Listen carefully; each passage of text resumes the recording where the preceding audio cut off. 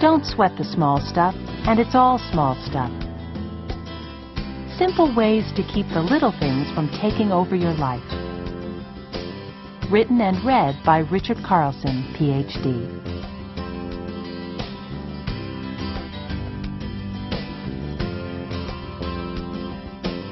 The greatest discovery of my generation is that a human being can alter his life by altering his attitude.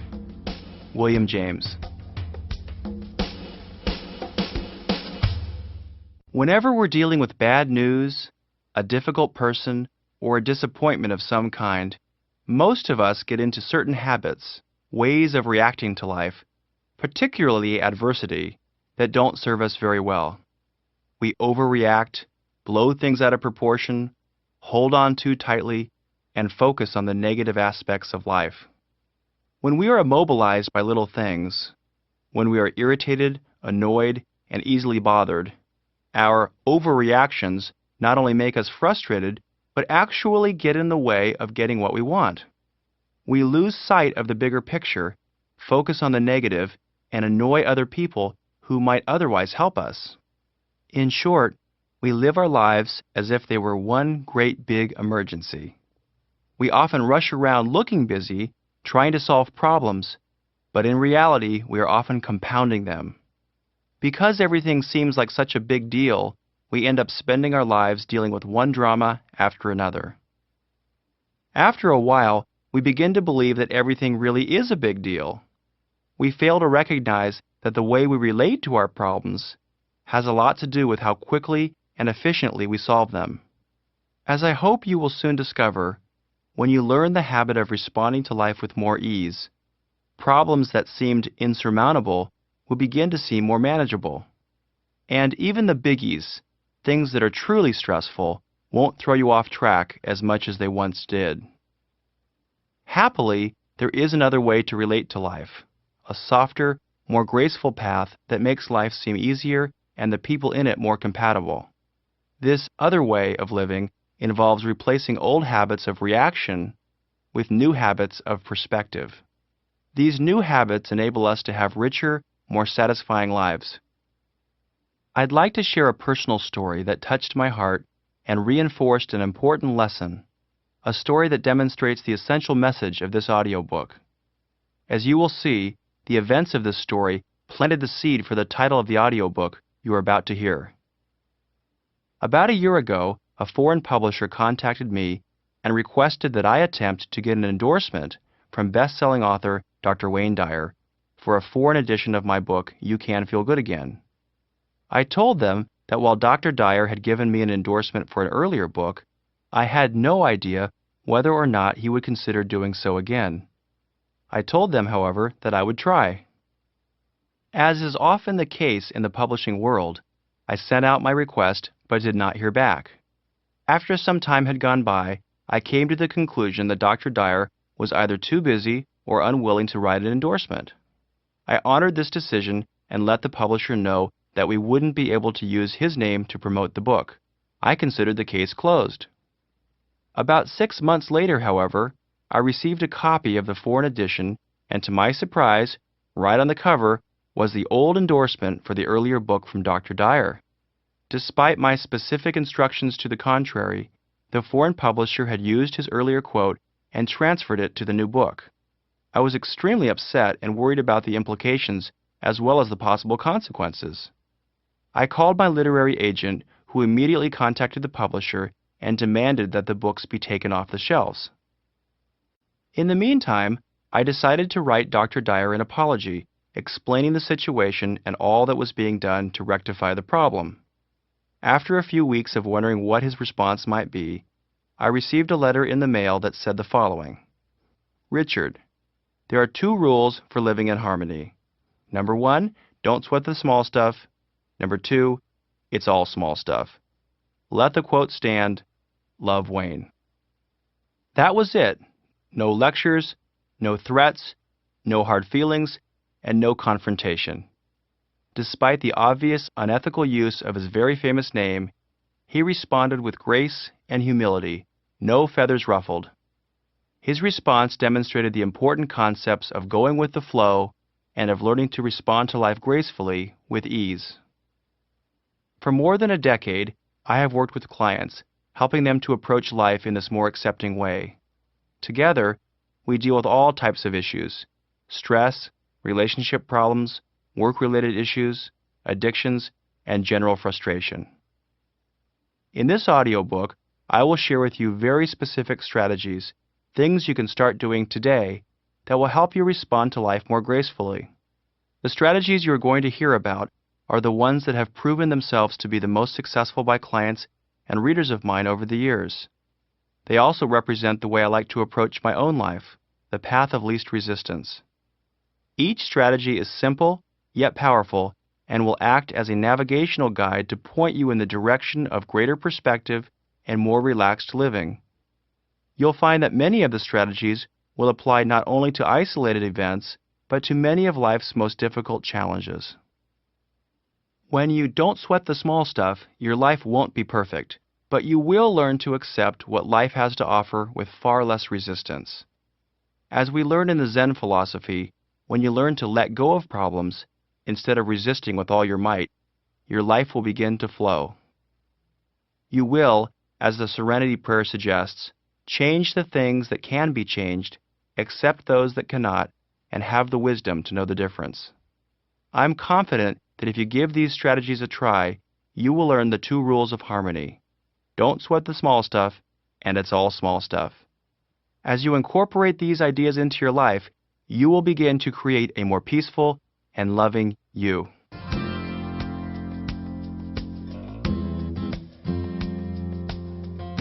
Don't sweat the small stuff. Often, we allow ourselves to get all worked up about things that, upon closer examination, aren't really that big a deal. We focus on little problems and concerns and blow them way out of proportion. A stranger, for example, might cut in front of us in traffic. Rather than let it go and go on with our day, we convince ourselves that we are justified in our anger. We play out an imaginary confrontation in our mind. Many of us might even tell someone else about the incident later on, rather than simply let it go. Why not instead simply allow the driver to have his accident somewhere else? Try to have compassion for the person and remember how painful it is to be in such an enormous hurry. This way, we can maintain our own sense of well-being and avoid taking other people's problems personally. There are many similar small stuff examples that occur every day in our lives. Whether we had to wait in line, listen to unfair criticism, or do the lion's share of the work, it pays enormous dividends if we learn not to worry about little things. So many people spend so much of their life energy sweating the small stuff that they completely lose touch with the magic and beauty of life. When you commit to working toward this goal, you will find that you will have far more energy to be kinder and gentler. Make peace with imperfection. I've yet to meet an absolute perfectionist whose life was filled with inner peace. The need for perfection and the desire for inner tranquility conflict with each other. Whenever we are attached to having something a certain way, better than it already is, we are, almost by definition, engaged in a losing battle. Rather than being content and grateful for what we have, we are focused on what's wrong with something and our need to fix it. When we are zeroed in on what's wrong, it implies that we are dissatisfied, discontent. Whether it's related to ourselves, a disorganized closet, a scratch on the car, an imperfect accomplishment, a few pounds we would like to lose, or someone else's imperfections, the way someone looks, behaves, or lives their life, the very act of focusing on imperfection pulls us away from our goal of being kind and gentle. This strategy has nothing to do with ceasing to do your very best, but with being overly attached and focused on what's wrong with life. It's about realizing that while there's always a better way to do something, this doesn't mean that you can't enjoy and appreciate the way things already are. The solution here is to catch yourself when you fall into your habit of insisting that things should be other than they are. Gently remind yourself that life is okay the way it is, right now.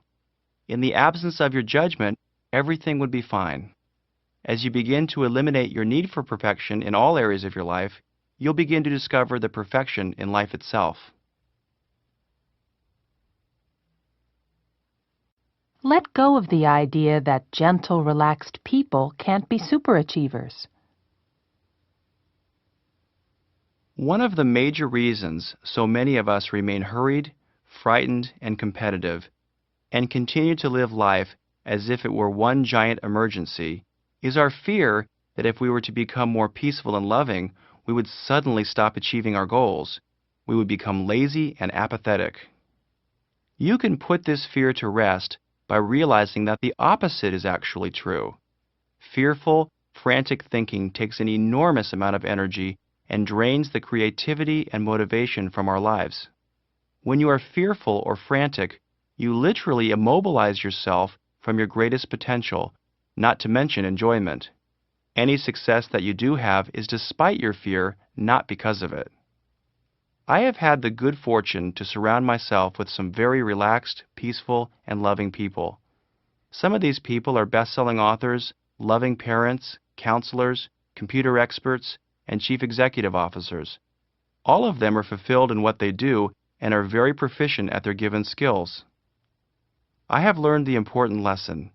When you have what you want, inner peace, you are less distracted by your wants, needs, desires, and concerns. It's thus easier to concentrate, focus, achieve your goals, and give back to others. Be aware of the snowball effect of your thinking. A powerful technique for becoming more peaceful is to be aware of how quickly your negative and insecure thinking can spiral out of control. Have you ever noticed how uptight you feel when you're caught up in your thinking? And, to top it off, the more absorbed you get in the details of whatever is upsetting you, the worse you feel. One thought leads to another, and yet another, until at some point you become incredibly agitated. For example, you might wake up in the middle of the night and remember a phone call that needs to be made the following day. Then, rather than feeling relieved that you remembered such an important call, you start thinking about everything else you have to do tomorrow. You start rehearsing a probable conversation with your boss, getting yourself even more upset.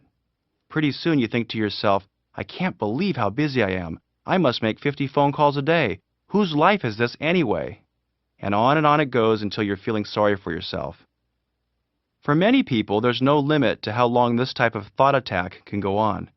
In fact, I've been told by clients that many of their days and nights are spent in this type of mental rehearsal.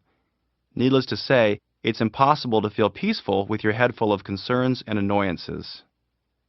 The solution is to notice what's happening in your head before your thoughts have a chance to build any momentum. The sooner you catch yourself in the act of building your mental snowball, the easier it is to stop. In our example here, you might notice your snowball thinking right when you start running through the list of what you have to do the next day. Then, instead of obsessing on your upcoming day, you say to yourself, "Whew, there I go again," and consciously nip it in the bud. You stop your train of thought before it has a chance to get going. You can then focus not on how overwhelmed you are, but on how grateful you are for remembering the phone call that needed to be made. If it's in the middle of the night, write it down on a piece of paper and go back to sleep. You might even consider keeping a pen and paper by the bed for such moments. You may indeed be a very busy person, but remember that filling your head with thoughts of how overwhelmed you are only exacerbates the problem by making you feel even more stressed than you already do. Try this simple little exercise the next time you begin to obsess on your schedule. You'll be amazed at how effective it can be. Develop your compassion. Nothing helps us build our perspective more than developing compassion for others. Compassion is a sympathetic feeling. It involves the willingness to put yourself in someone else's shoes, to take the focus off yourself and to imagine what it's like to be in someone else's predicament, and simultaneously to feel love for that person. It's the recognition that other people's problems, their pain, and frustrations are every bit as real as our own, often far worse. In recognizing this fact and trying to offer some assistance, we open our own hearts and greatly enhance our sense of gratitude. Compassion is something you can develop with practice. It involves two things: intention and action. Intention simply means you remember to open your heart to others. You expand what and who matters from yourself to other people. Action is simply the what you do about it. You might donate a little money or time, or both, on a regular basis to a cause near to your heart. Or perhaps you'll offer a beautiful smile and a genuine hello to the people you meet on the street. It's not so important what you do, just that you do something. As Mother Teresa reminded us, we cannot do great things on this earth. We can only do small things with great love. Compassion develops your sense of gratitude by taking your attention off all the little things that most of us have learned to take too seriously. When you take time, often, to reflect on the miracle of life, the gift of sight, of love, and all the rest, it can help to remind you that many of the things that you think of as big stuff are really just small stuff that you are turning into big stuff. Remind yourself that when you die, your in-basket won't be empty. So many of us live our lives as if the secret purpose is to somehow get everything done. We stay up late, get up early, avoid having fun, and keep our loved ones waiting. Sadly, I've seen many people who put off their loved ones so long that the loved ones lose interest in maintaining the relationship. I used to do this myself. Often, we convince ourselves that our obsession with our to-do list is only temporary, that once we get through the list, we'll be calm, relaxed, and happy. But in reality, this rarely happens. As items are checked off, new ones simply replace them. The nature of your in-basket is that it's meant to have items to be completed in it. It's not meant to be empty. There will always be phone calls that need to be made, projects to complete, and work to be done. In fact, it can be argued that a full in-basket is essential for success. It means your time is in demand. Regardless of who you are or what you do, however, remember that nothing is more important than your own sense of happiness and inner peace and that of your loved ones. If you're obsessed with getting everything done, you'll never have a sense of well-being. In reality, almost everything can wait. Very little in our work lives truly falls into the emergency category. If you stay focused on your work, it will all get done in due time. I find that if I remind myself frequently that the purpose of life isn't to get it all done, but to enjoy each step along the way and live a life filled with love, it's far easier for me to control my obsession with completing my list of things to do. Remember, when you die, there will still be unfinished business to take care of. And you know what? Someone else will do it for you. Don't waste any more precious moments of your life regretting the inevitable. Don't interrupt others or finish their sentences. It wasn't until a few years ago that I realized how often I interrupted others and/or finished their sentences.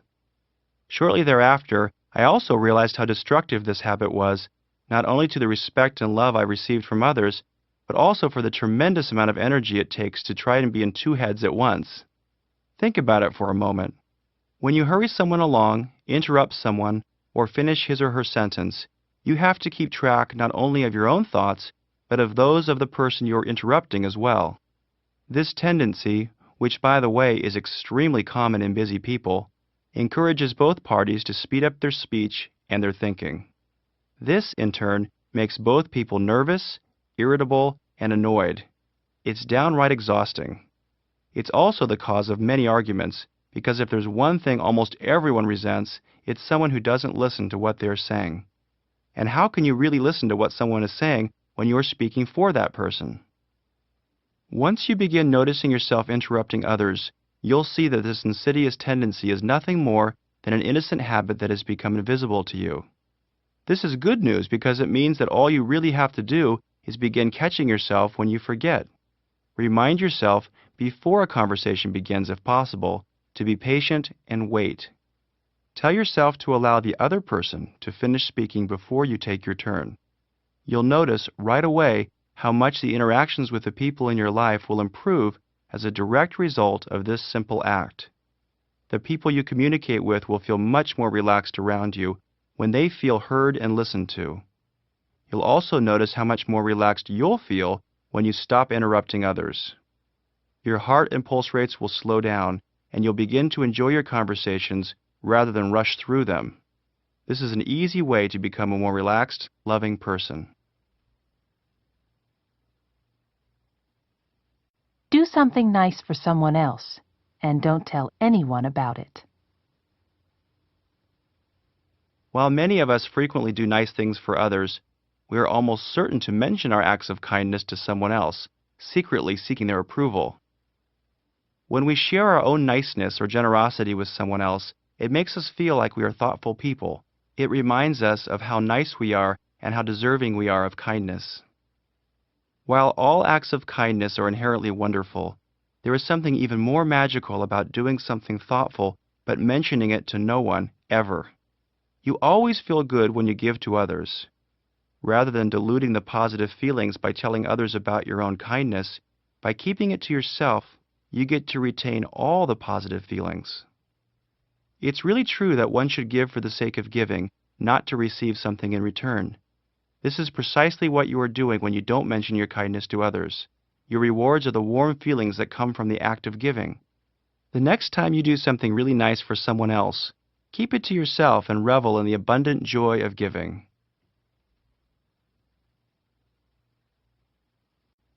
Let others have the glory. There is something magical that happens to the human spirit, a sense of calm that comes over you when you cease needing all the attention directed toward yourself and instead allow others to have the glory. Our need for excessive attention is that ego-centered part of us that says, "Look at me, I'm special. My story is more interesting than yours."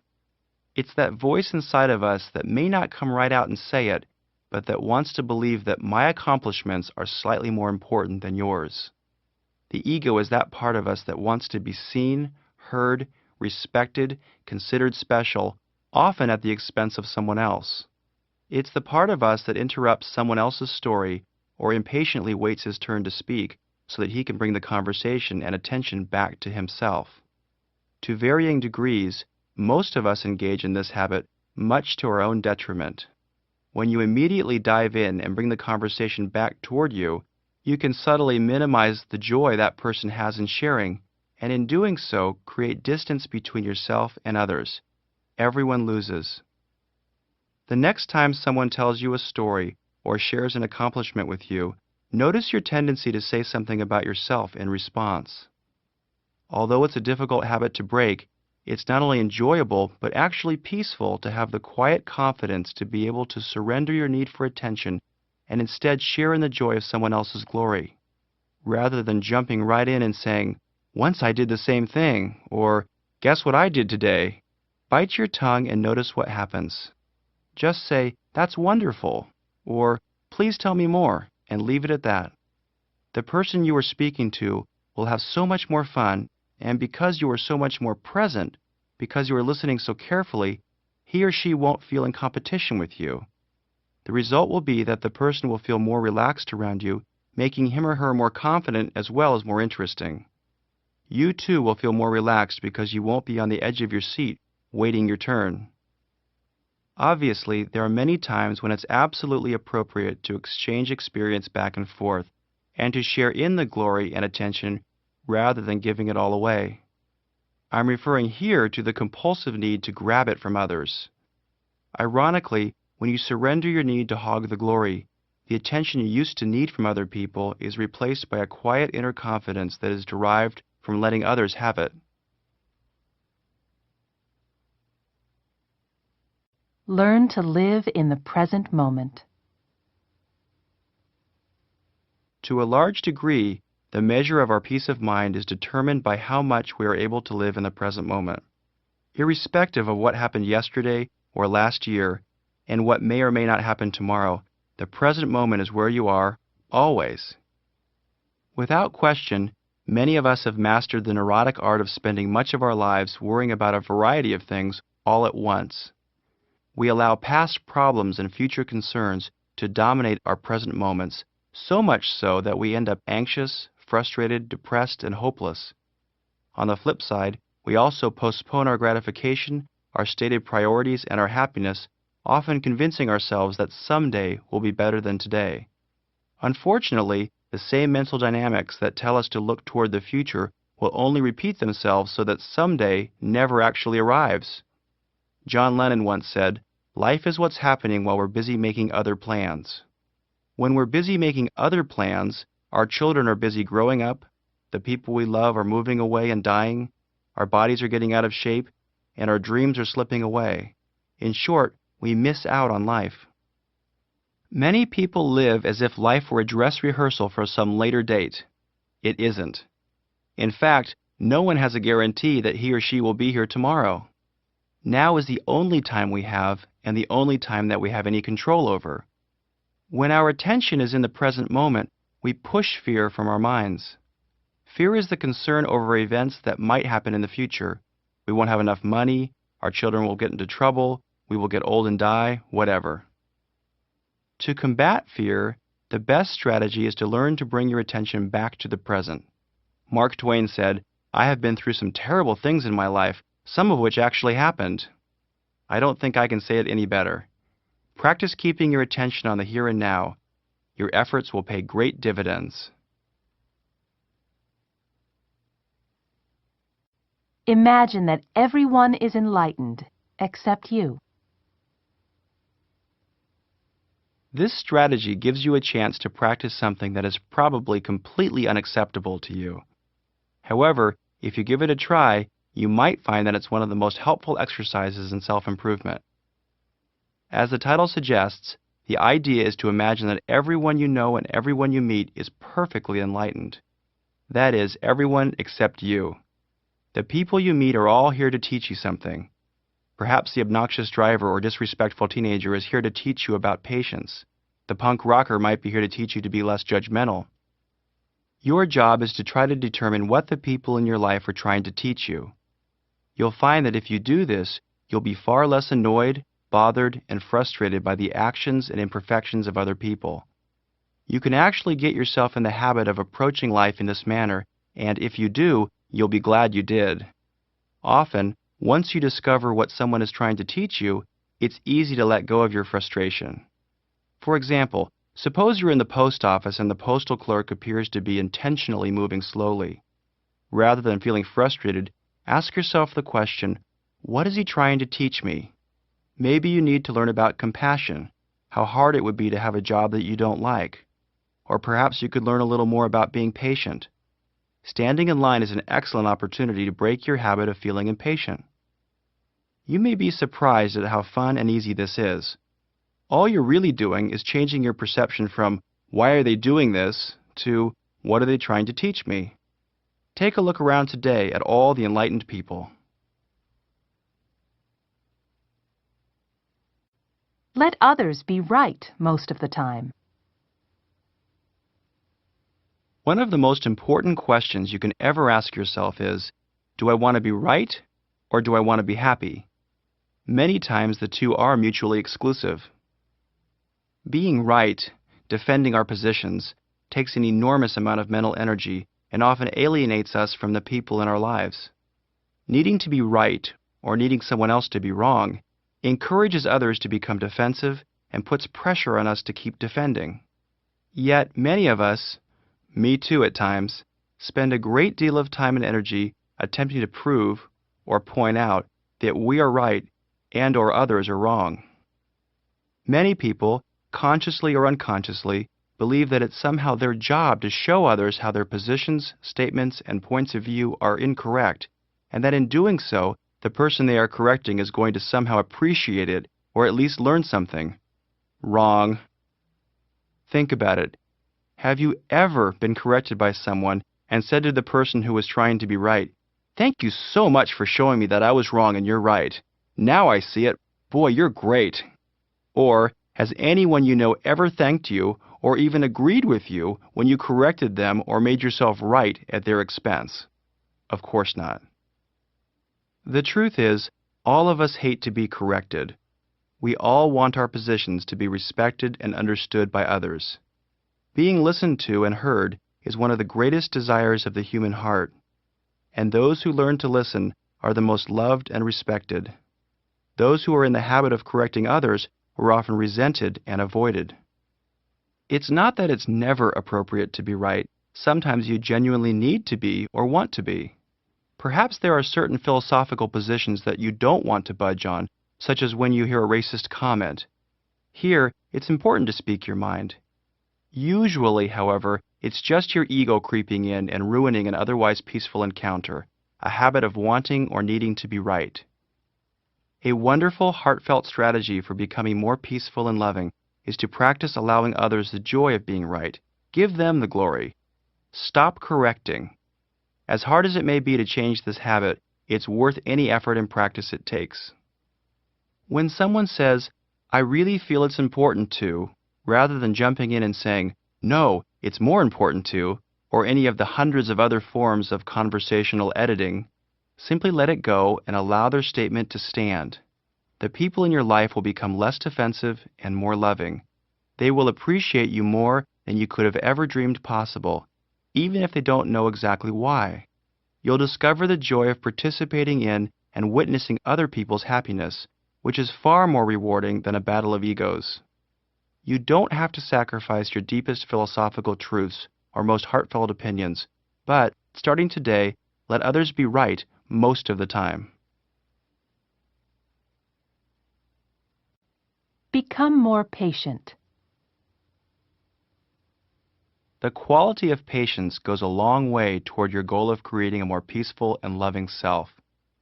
The more patient you are, the more accepting you will be of what is, rather than insisting that life be exactly as you would like it to be. Without patience, life is extremely frustrating. You are easily annoyed, bothered, and irritated. Patience adds a dimension of ease and acceptance to your life. It's essential for inner peace. Becoming more patient involves opening your heart to the present moment, even if you don't like it. If you are stuck in a traffic jam, late for an appointment, opening to the moment would mean catching yourself building a mental snowball before your thinking got out of hand and gently reminding yourself to relax. It might also be a good time to breathe, as well as an opportunity to remind yourself that, in the bigger scheme of things, being late is small stuff. Patience also involves seeing the innocence in others. My wife Chris and I have 2 young children. On many occasions while writing Don't Sweat the Small Stuff, our 4-year-old daughter walked into my office and interrupted my work, which can be disruptive to a writer. What I have learned to do, most of the time, is to see the innocence in her behavior rather than to focus on the potential implications of her interruption. I won't get my work done, I'll lose my train of thought, this was my only opportunity to write today, and so forth. I remind myself why she is coming in to see me, because she loves me, not because she is conspiring to ruin my work. When I remember to see the innocence, I immediately bring forth a feeling of patience, and my attention is brought back to the moment. Any irritation that may have been building is eliminated, and I'm reminded once again of how fortunate I am to have such beautiful children. I have found that if you look deeply enough, you can almost always see the innocence in other people, as well as in potentially frustrating situations. When you do, you will become a more patient and peaceful person, and, in some strange way, you will begin to enjoy many of the moments that used to frustrate you. Create patience practice periods.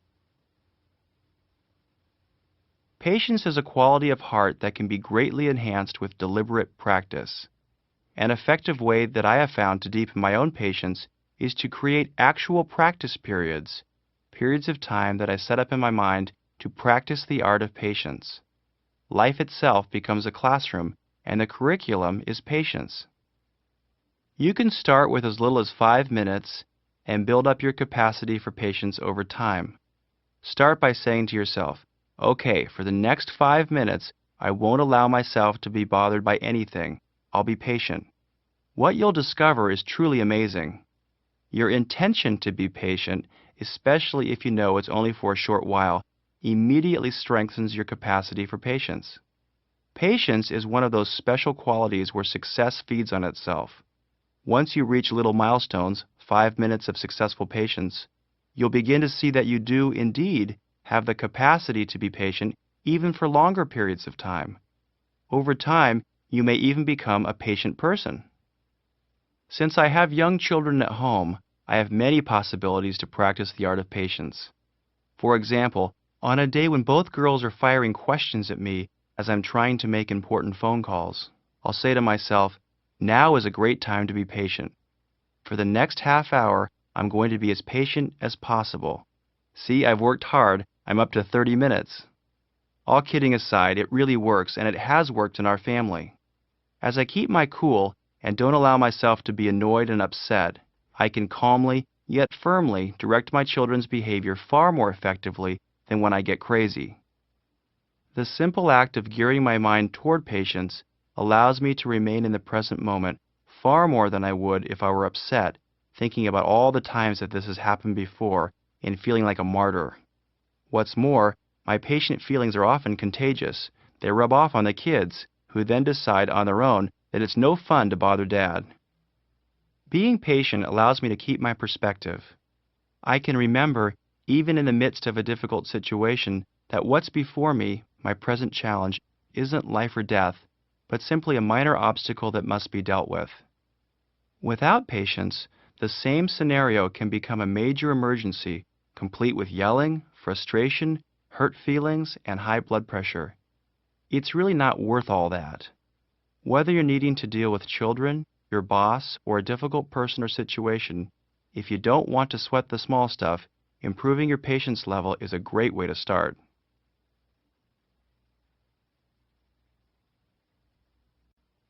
Be the first one to act loving or reach out. So many of us hold on to little resentments that may have stemmed from an argument, a misunderstanding, the way we were raised, or some other painful event. Stubbornly, we wait for someone else to reach out to us, believing this is the only way we can forgive or rekindle a friendship or family relationship. An acquaintance of mine whose health isn't very good recently told me she hasn't spoken to her son in almost 3 years. Why not? I asked. She said that she and her son had had a disagreement about his wife and that she wouldn't speak to him again unless he called first. When I suggested that she be the one to reach out, she resisted initially and said, "I can't do that. He's the one who should apologize." She was literally willing to die before reaching out to her only son. After a little gentle encouragement, however, she did decide to be the first one to reach out. To her amazement, her son was grateful for her willingness to call and offered an apology of his own. As is usually the case when someone takes the chance and reaches out, everyone wins. Whenever we hold on to our anger, we turn small stuff into really big stuff in our minds. We start to believe that our positions are more important than our happiness. They are not. If you want to be a more peaceful person, you must understand that being right is almost never more important than allowing yourself to be happy. The way to be happy is to let go and reach out. Let other people be right. This doesn't mean that you're wrong. Everything will be fine. You'll experience the peace of letting go as well as the joy of letting others be right. You'll also notice that, as you reach out and let others be right, they will become less defensive and more loving toward you. They might even reach back. But if for some reason they don't, that's okay too. You'll have the inner satisfaction of knowing that you have done your part to create a more loving world, and certainly you'll be more peaceful yourself. Ask yourself the question, will this matter a year from now? Almost every day I play a game with myself that I call time warp. I made it up in response to my consistent, erroneous belief that what I was all worked up about was really important. To play time warp, all you have to do is imagine that whatever circumstance you are dealing with isn't happening right now, but a year from now. Then simply ask yourself, is this situation really as important as I'm making it out to be? Once in a great while it may be, but a vast majority of the time it simply isn't. Whether it be an argument with your spouse, child, or boss, a mistake, a lost opportunity, a lost wallet, a work-related rejection, or a sprained ankle, chances are a year from now you aren't going to care. it will be one more irrelevant detail in your life. While this simple game won't solve all your problems, it can give you an enormous amount of needed perspective. I find myself laughing at things that I used to take far too seriously. Now, rather than using up my energy feeling angry and overwhelmed, I can use it instead on spending time with my wife and children or engaging in creative thinking. Surrender to the fact that life isn't fair. A friend of mine, in response to a conversation we were having about the injustices of life, asked me the question, who said life was going to be fair, or that it was even meant to be fair? Her question was a good one. It reminded me of something I was taught as a youngster. Life isn't fair. It's a bummer, but it's absolutely true. Ironically, recognizing the sobering fact can be a very liberating insight. One of the mistakes many of us make is that we feel sorry for ourselves or for others, thinking that life should be fair, or that someday it will be. It's not, and it won't. When we make this mistake, we tend to spend a lot of time wallowing and/or complaining about what's wrong with life. We commiserate with others, discussing the injustices of life. It's not fair, we complain, not realizing that perhaps it was never intended to be. One of the nice things about surrendering to the fact that life isn't fair is that it keeps us from feeling sorry for ourselves by encouraging us to do the very best that we can with what we have. We know it's not life's job to make everything perfect. It's our own challenge. Surrendering to this fact also keeps us from feeling sorry for others because we are reminded that everyone is dealt a different hand and everyone has unique strengths and challenges. This insight has helped me to deal with the problems of raising 2 children, the difficult decisions I've had to make about who to help and who I can't help, as well as with my own personal struggles during those times that I have felt victimized or unfairly treated. It almost always wakes me up to reality and puts me back on track.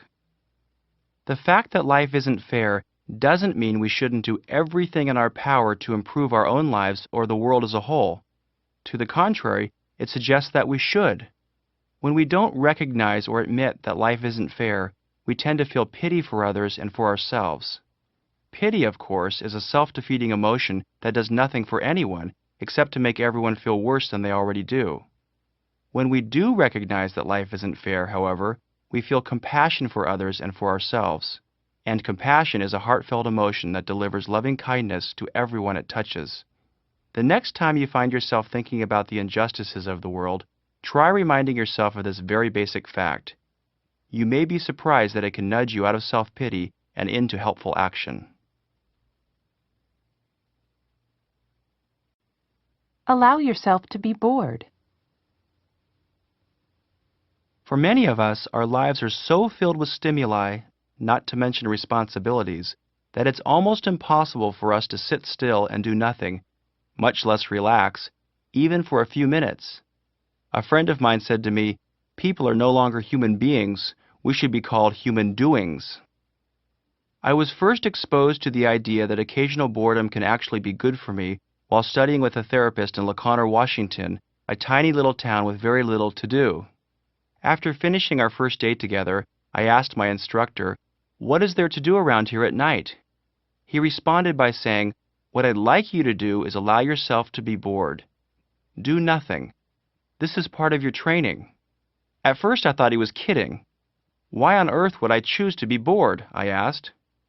He went on to explain that if you allow yourself to be bored, even for an hour or less, and don't fight it, the feelings of boredom will be replaced with feelings of peace.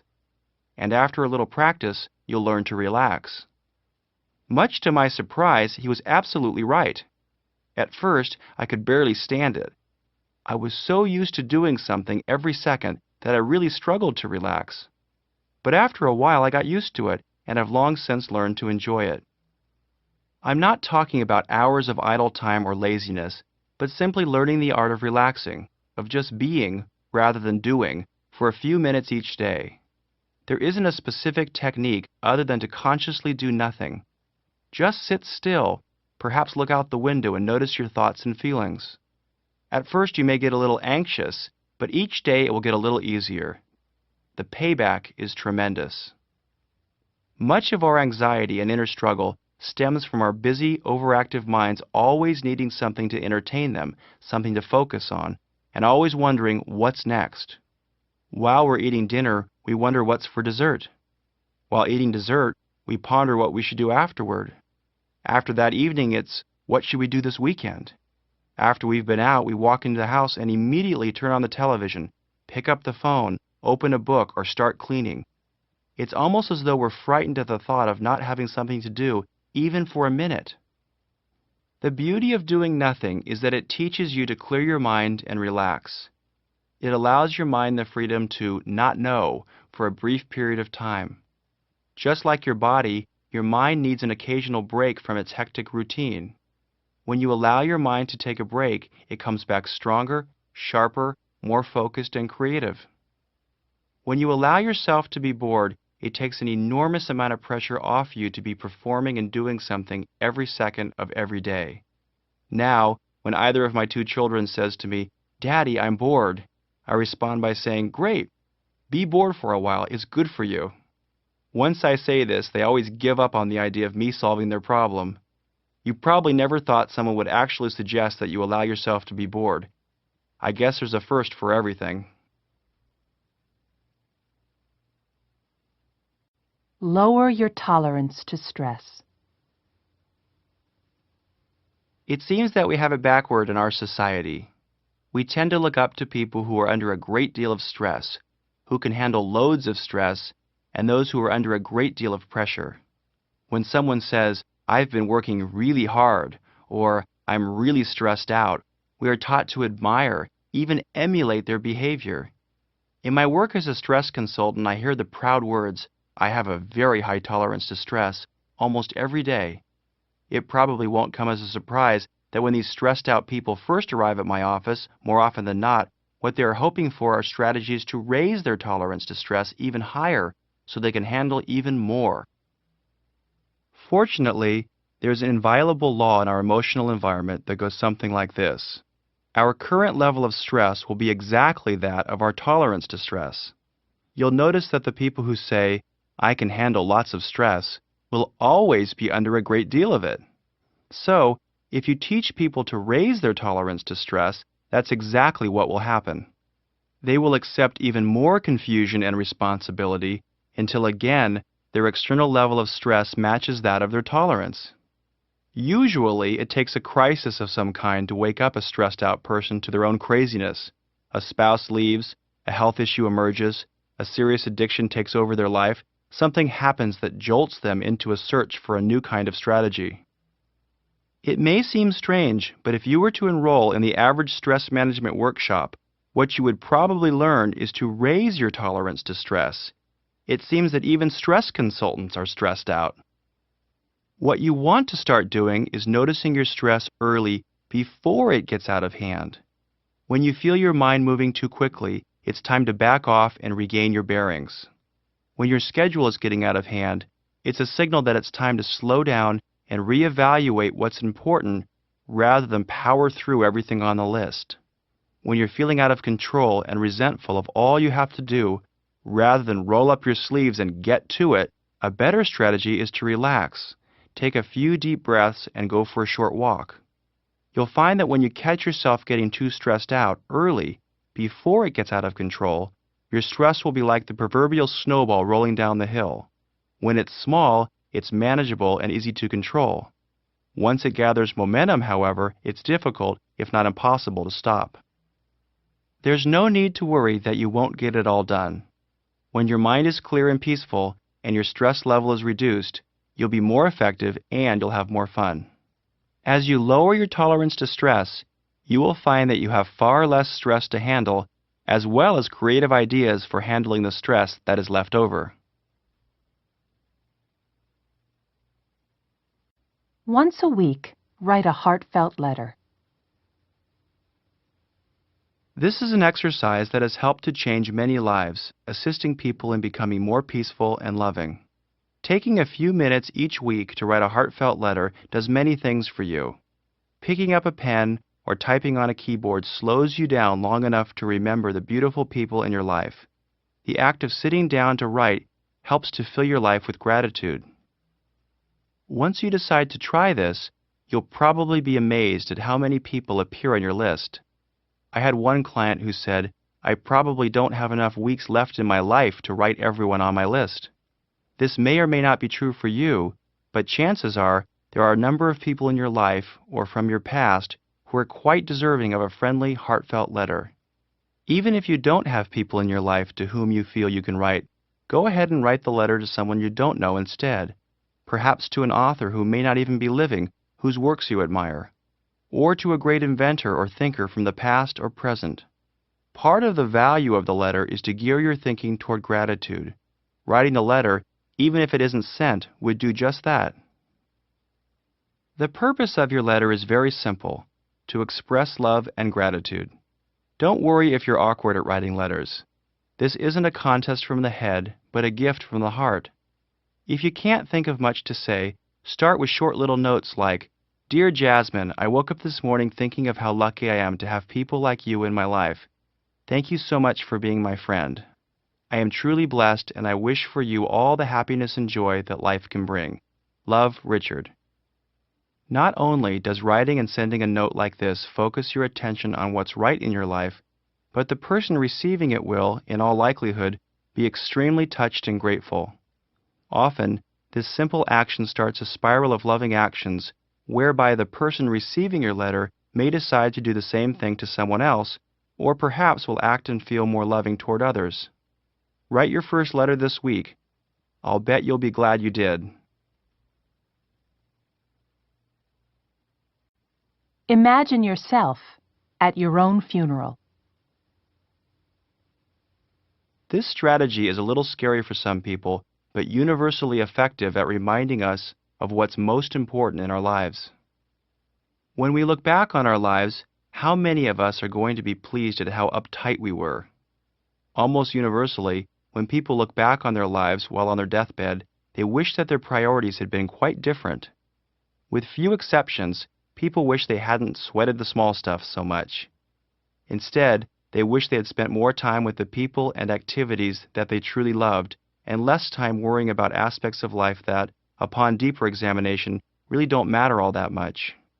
Imagining yourself at your own funeral allows you to look back at your life while you still have the chance to make some important changes. While it can be a little scary or painful, it's a good idea to consider your own death and, in the process, your life.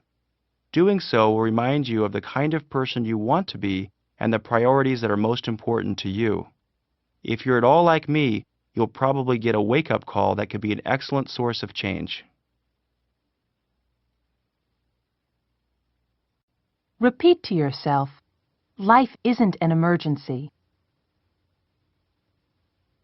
In some ways, this strategy epitomizes the essential message of this audiobook. Although most people believe otherwise, the truth is, life isn't an emergency.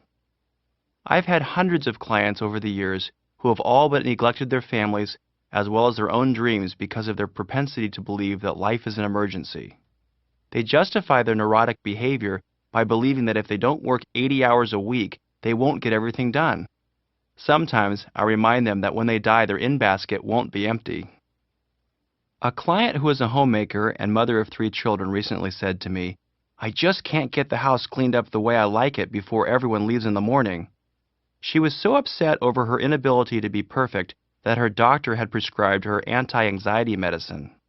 She was acting and feeling like there was a gun pointed at her head and the sniper was demanding that every dish be put away and every towel folded, or else. Again, the silent assumption was, this is an emergency. The truth was, no one other than she had created the pressure she was experiencing. I've never met anyone, myself included, who hasn't turned little things into great big emergencies. We take our own goals so seriously that we forget to have fun along the way, and we forget to cut ourselves some slack. We take simple preferences and turn them into conditions for our own happiness. Or, we beat ourselves up if we can't meet our self-created deadlines. The first step in becoming a more peaceful person is to have the humility to admit that, in most cases, you're creating your own emergencies. Life will usually go on if things don't go according to plan. It's helpful to keep reminding yourself and repeating the sentence, life isn't an emergency. Experiment with your back burner. Your back burner is an excellent tool for remembering a fact or bringing forth an insight. It's an almost effortless yet effective way of using your mind when you might otherwise start feeling stressed out. Using your back burner means allowing your mind to solve a problem while you are busy doing something else here in the present moment. The back burner of your mind works in the same way as the back burner of a stove.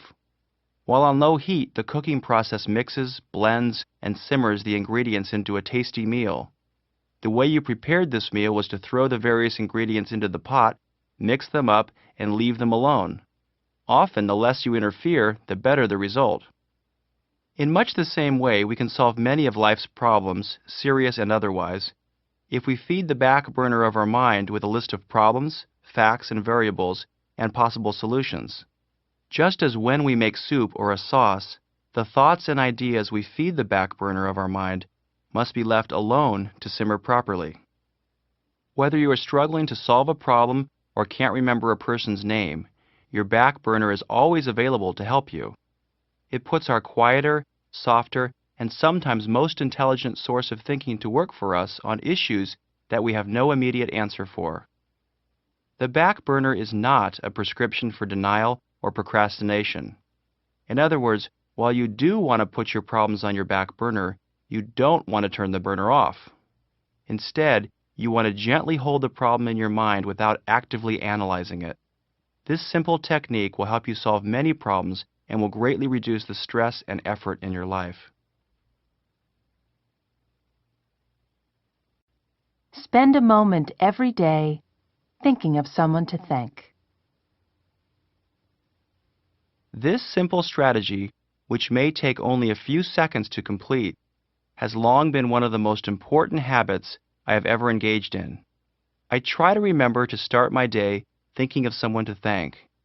To me, gratitude and inner peace go hand in hand.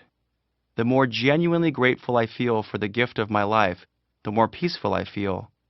Gratitude, then, is worthy of a little practice. If you're anything like me, you probably have many people in your life to feel grateful for.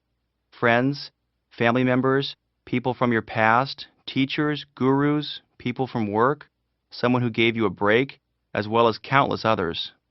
You may want to thank a higher power for the gift of life itself, or for the beauty of nature. As you think of people to be grateful for, remember that it can be anyone, someone who allowed you to merge into traffic, someone who held the door open for you, or a physician who saved your life. The point is to gear your attention toward gratitude, preferably first thing in the morning. I learned a long time ago that it's easy to allow my mind to slip into various forms of negativity. When I do, the first thing that leaves me is my sense of gratitude. I begin to take the people in my life for granted, and the love that I often feel is replaced with resentment and frustration. What this exercise reminds me to do is to focus on the good in my life. Invariably, as I think of one person to feel gratitude for, the image of another person pops into my head, then another, and another. Pretty soon I'm thinking of other things to be grateful for: my health, my children, my home, my career, the readers of my books, my freedom, and on it goes. It may seem like an awfully simple suggestion, but it really works. If you wake up in the morning with gratitude on your mind, it's pretty difficult, in fact almost impossible, to feel anything but peace. Smile at strangers. Look into their eyes and say hello. Have you ever noticed or thought about how little eye contact most of us have with strangers? Why? Are we afraid of them? What keeps us from opening our hearts to people we don't know? I don't really know the answers to these questions, but I do know that there is virtually always a parallel between our attitude toward strangers and our overall level of happiness. In other words, it's unusual to find a person who walks around with her head down, frowning, and looking away from people, who is secretly a peaceful, joyful person. I'm not suggesting it's better to be outgoing than introverted, that you need to expend tons of extra energy trying to brighten others' days, or that you should pretend to be friendly. I am suggesting, however, that if you think of strangers as being a little more like you and treat them not only with kindness and respect, but with smiles and eye contact as well, you'll probably notice some pretty nice changes in yourself. You'll begin to see that most people are just like you. Most of them have families, people they love, troubles, concerns, likes, dislikes, fears, and so forth. You'll also notice how nice and grateful people can be when you're the first one to reach out. When you see how similar we all are, you begin to see the innocence in all of us. In other words, even though we often mess up, most of us are doing the best that we know how with the circumstances that surround us. Along with seeing the innocence in people comes a profound feeling of inner happiness. Set aside quiet time every day. As I begin this strategy, it's exactly 4:30 in the morning, my favorite time of the day. I still have at least an hour and a half before my wife and children get out of bed and the phone begins to ring, at least an hour before anyone can ask me to do anything. It's absolutely silent outside and I'm in complete solitude. There is something rejuvenating and peaceful about being alone and having some time to reflect, work, or simply enjoy the quiet. I've been working in the stress management field for well over a decade. In that time, I've met some extraordinary people. I can't think of a single person whom I would consider to be inwardly peaceful who doesn't carve out at least a little quiet time virtually every day. Whether it's 10 minutes of meditation or yoga, spending a little time in nature, or locking the bathroom door and taking a 10-minute bath, quiet time to yourself is a vital part of life. Like spending time alone, it helps to balance the noise and confusion that infiltrate much of our day. Personally, when I set aside quiet time for myself, it makes the rest of my day seem manageable. When I don't, I really notice the difference. There's a little ritual that I do that I've shared with many friends. Like many people, I drive to and from my office on a daily basis. On my way home from work, as I get close to my driveway, I pull my car over and stop. There is a nice spot where I can spend a minute or two looking at the view or closing my eyes and breathing. It slows me down and helps me feel centered and grateful. I've shared this strategy with dozens of people who used to complain about having no time for quiet. They would speed into their driveways with the radio blaring in their ears. Now, with a simple shift in their actions, they enter their homes feeling much more relaxed.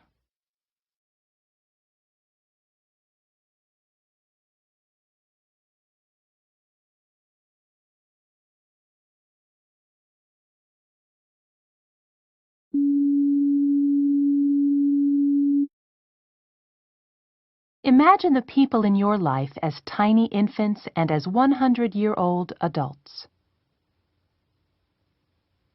I learned this technique almost 20 years ago. It has proven to be extremely successful for releasing feelings of irritation toward other people.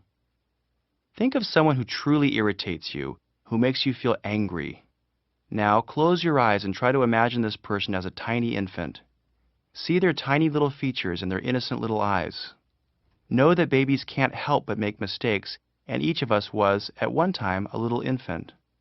Now, roll forward the clock 100 years. See the same person as a very old person who is about to die. Look at their worn-out eyes and their soft smile, which suggests a bit of wisdom and the admission of mistakes made. Know that each of us will be 100 years old, alive or dead, before too many decades go by. You can play with this technique and alter it in many ways. It almost always provides the user with some needed perspective and compassion. If our goal is to become more peaceful and loving, we certainly don't want to harbor negativity toward others. Seek first to understand. This is adopted from one of Stephen Covey's 7 Habits of Highly Effective People. Using this strategy is a shortcut to becoming a more content person, and you'll probably become more effective too. Essentially, seek first to understand implies that you become more interested in understanding others and less in having other people understand you. It means mastering the idea that if you want quality, fulfilling communication that is nourishing to you and others, understanding others must come first. When you understand where people are coming from, what they are trying to say, what's important to them, and so forth, being understood flows naturally. it falls into place with virtually no effort. When you reverse this process, however, which is what most of us do most of the time, you are putting the cart before the horse. When you try to be understood before you understand, the effort you exert will be felt by you and the person or people you are trying to reach. Communication will break down, and you may end up with a battle of two egos.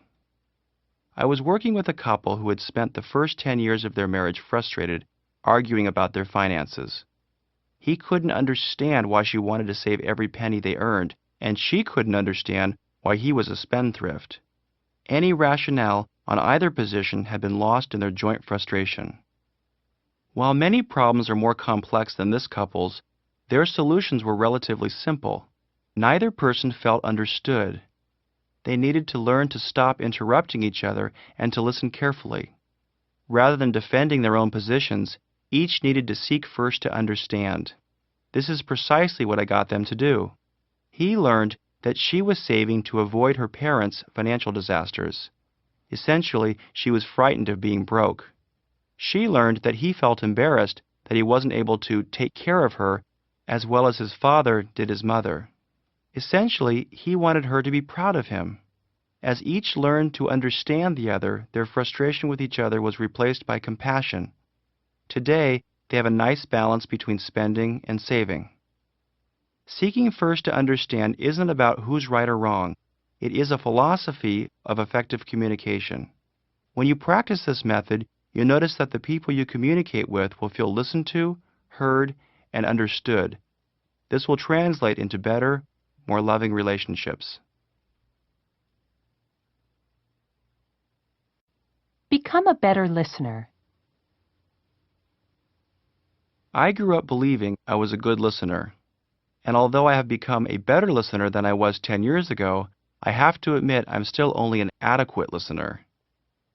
Effective listening is more than simply avoiding the bad habit of interrupting others while they are speaking or finishing their sentences. It's being content to listen to the entire thought of someone rather than waiting impatiently for your chance to respond. In some ways, the way we fail to listen is symbolic of the way we live. We often treat communication as if it were a race. It's almost like our goal is to have no time gaps between the conclusion of the sentence of the person we are speaking with and the beginning of our own. My wife and I were recently at a cafe having lunch, eavesdropping on the conversations around us. It seemed that no one was really listening to one another. Instead, they were taking turns not listening to one another. I asked my wife if I still did the same thing. With a smile on her face, she said, "Only sometimes." Slowing down your responses and becoming a better listener aids you in becoming a more peaceful person. It takes pressure from you. If you think about it, you'll notice that it takes an enormous amount of energy and is very stressful to be sitting at the edge of your seat trying to guess what the person in front of you or on the telephone is going to say so that you can fire back your response. But as you wait for the people you are communicating with to finish, as you simply listen more intently to what is being said, you'll notice that the pressure you feel is off. You'll immediately feel more relaxed, and so will the people you are talking to. They will feel safe in slowing down their own responses because they won't feel in competition with you for airtime. Not only will becoming a better listener make you a more patient person, it will also enhance the quality of your relationships. Everyone loves to talk to someone who truly listens to what they are saying. Choose your battles wisely. Choose your battles wisely is a popular phrase in parenting, but is equally important in living a contented life. It suggests that life is filled with opportunities to choose between making a big deal out of something or simply letting it go, realizing it doesn't really matter. If you choose your battles wisely, you'll be far more effective in winning those that are truly important. Certainly, there will be times when you will want or need to argue, confront, or even fight for something you believe in. Many people, however, argue, confront, and fight over practically anything, turning their lives into a series of battles over relatively small stuff. There is so much frustration in living this type of life that you lose track of what is truly relevant. The tiniest disagreement or glitch in your plans can be made into a big deal if your goal, conscious or unconscious, is to have everything work out in your favor. In my book, this is nothing more than a prescription for unhappiness and frustration. The truth is, life is rarely exactly the way we want it to be, and other people often don't act as we would like them to. Moment to moment, there are aspects of life that we like and others that we don't. There are always going to be people who disagree with you, people who do things differently, and things that don't work out. If you fight against this principle of life, you'll spend most of your life fighting battles. A more peaceful way to live is to decide consciously which battles are worth fighting and which are better left alone. If your primary goal isn't to have everything work out perfectly, but instead to live a relatively stress-free life, you'll find that most battles pull you away from your most tranquil feelings. Is it really important that you prove to your spouse that you are right and she is wrong, or that you confront someone simply because it appears as though he or she has made a minor mistake? Does your preference of which restaurant or movie to go to matter enough to argue over it? Does a small scratch on your car really warrant a suit in small claims court? Does the fact that your neighbor won't park his car on a different part of the street have to be discussed at your family dinner table? These and thousands of other small things are what many people spend their lives fighting about. Take a look at your own list. If it's like mine used to be, you might want to reevaluate your priorities. If you don't want to sweat the small stuff, it's critical that you choose your battles wisely. If you do, there will come a day when you'll rarely feel the need to do battle at all. Become aware of your moods and don't allow yourself to be fooled by the low ones. Your own moods can be extremely deceptive. They can, and probably do, trick you into believing your life is far worse than it really is.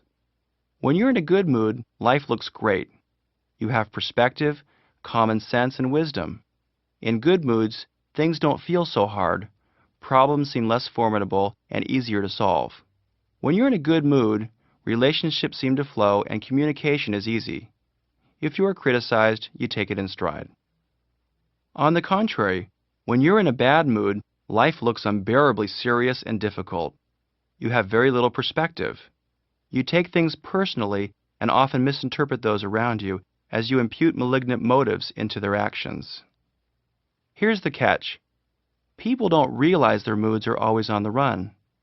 They think instead that their lives have suddenly become worse in the past day or even the last hour. So someone who was in a good mood in the morning might love his wife, his job, and his car. He is probably optimistic about his future and feels grateful about his past. But by late afternoon, if his mood is bad, he claims he hates his job, thinks of his wife as a nuisance, thinks his car is a junker, and believes he's going nowhere in his career. If you ask him about his childhood while he's in a low mood, he'll probably tell you it was extremely difficult. He will probably blame his parents for his current plight. Such quick and drastic contrasts may seem absurd, even funny, but we're all like that. In low moods, we lose our perspective and everything seems urgent. We completely forget that when we are in a good mood, everything seems to be so much better. We experience the identical circumstances, who we are married to, where we work, the car we drive, our potential, our childhood, entirely differently depending on our mood. When we are low, rather than blaming our mood as would be appropriate, we instead tend to feel that our whole life is wrong. It's almost as if we actually believe that our lives have fallen apart in the past hour or two. The truth is, life is almost never as bad as it seems when you're in a low mood. Rather than staying stuck in a bad temper, convinced that you are seeing life realistically, you can learn to question your judgment. Remind yourself, of course I'm feeling defensive, or angry, frustrated, stressed, depressed. I'm in a bad mood. I always feel negative when I'm low. When you're in an ill mood, learn to pass it off as simply that, an unavoidable human condition that will pass with time if you leave it alone. A low mood is not the time to analyze your life. To do so is emotional suicide. If you have a legitimate problem, it will still be there when your state of mind improves. The trick is to be grateful for our good moods and graceful in our low moods, not taking them too seriously. The next time you feel low, For whatever reason, remind yourself, this too shall pass. It will. Life is a test. It is only a test. One of my favorite posters says, "Life is a test. It is only a test. Had this been a real life, you would have been instructed where to go and what to do." Whenever I think of this humorous bit of wisdom, it reminds me not to take my life so seriously. When you look at life and its many challenges as a test, or series of tests, you begin to see each issue you face as an opportunity to grow, a chance to roll with the punches. Whether you're being bombarded with problems, responsibilities, even insurmountable hurdles, when looked at as a test, you always have a chance to succeed in the sense of rising above that which is challenging you. If, on the other hand, you see each new issue you face as a serious battle that must be won in order to survive, you're probably in for a very rocky journey. The only time you're likely to be happy is when everything is working out just right, and we all know how often that happens. As an experiment, see if you can apply this idea to something you are forced to deal with. Perhaps you have a difficult teenager or a demanding boss. See if you can redefine the issue you face from being a problem to being a test. Rather than struggling with your issue, see if there is something you can learn from it. Ask yourself, why is this issue in my life? What would it mean and what would be involved to rise above it? Could I possibly look at this issue any differently? Can I see it as a test of some kind? If you give this strategy a try, you may be surprised at your changed responses. For example, I used to struggle a great deal over the issue of my perception of not having enough time. I would rush around trying to get everything done. I blamed my schedule, my family, my circumstances, and anything else I could think of for my plight. Then it dawned on me, if I wanted to be happy, my goal didn't necessarily have to be to organize my life perfectly so that I had more time, but rather to see whether I could get to the point where I felt it was okay that I couldn't get everything done that I felt I must. In other words, my real challenge was to see my struggle as a test. Seeing this issue as a test ultimately helped me to cope with one of my biggest personal frustrations. I still struggle now and then about my perceived lack of time, but less than I used to. It has become far more acceptable to me to accept things as they are. Praise and blame are all the same. One of the most unavoidable life lessons is having to deal with the disapproval of others. Praise and blame are all the same is a fancy way of reminding yourself of the old cliché that you'll never be able to please all the people all the time. Even in a landslide election victory in which a candidate secures 55% of the vote, he or she is left with 45% of the population that wishes someone else were the winner. Pretty humbling, isn't it? Our approval rating from family, friends, and the people we work with isn't likely to be much higher. The truth is, everyone has their own set of ideas with which to evaluate life, and our ideas don't always match those of other people. For some reason, however, most of us struggle against this inevitable fact. We get angry, hurt, or otherwise frustrated when people reject our ideas, tell us no, or give us some other form of disapproval. The sooner we accept the inevitable dilemma of not being able to win the approval of everyone we meet, the easier our lives will become. When you expect to be dished out your share of disapproval instead of struggling against this fact, you'll develop a helpful perspective to assist your life journey.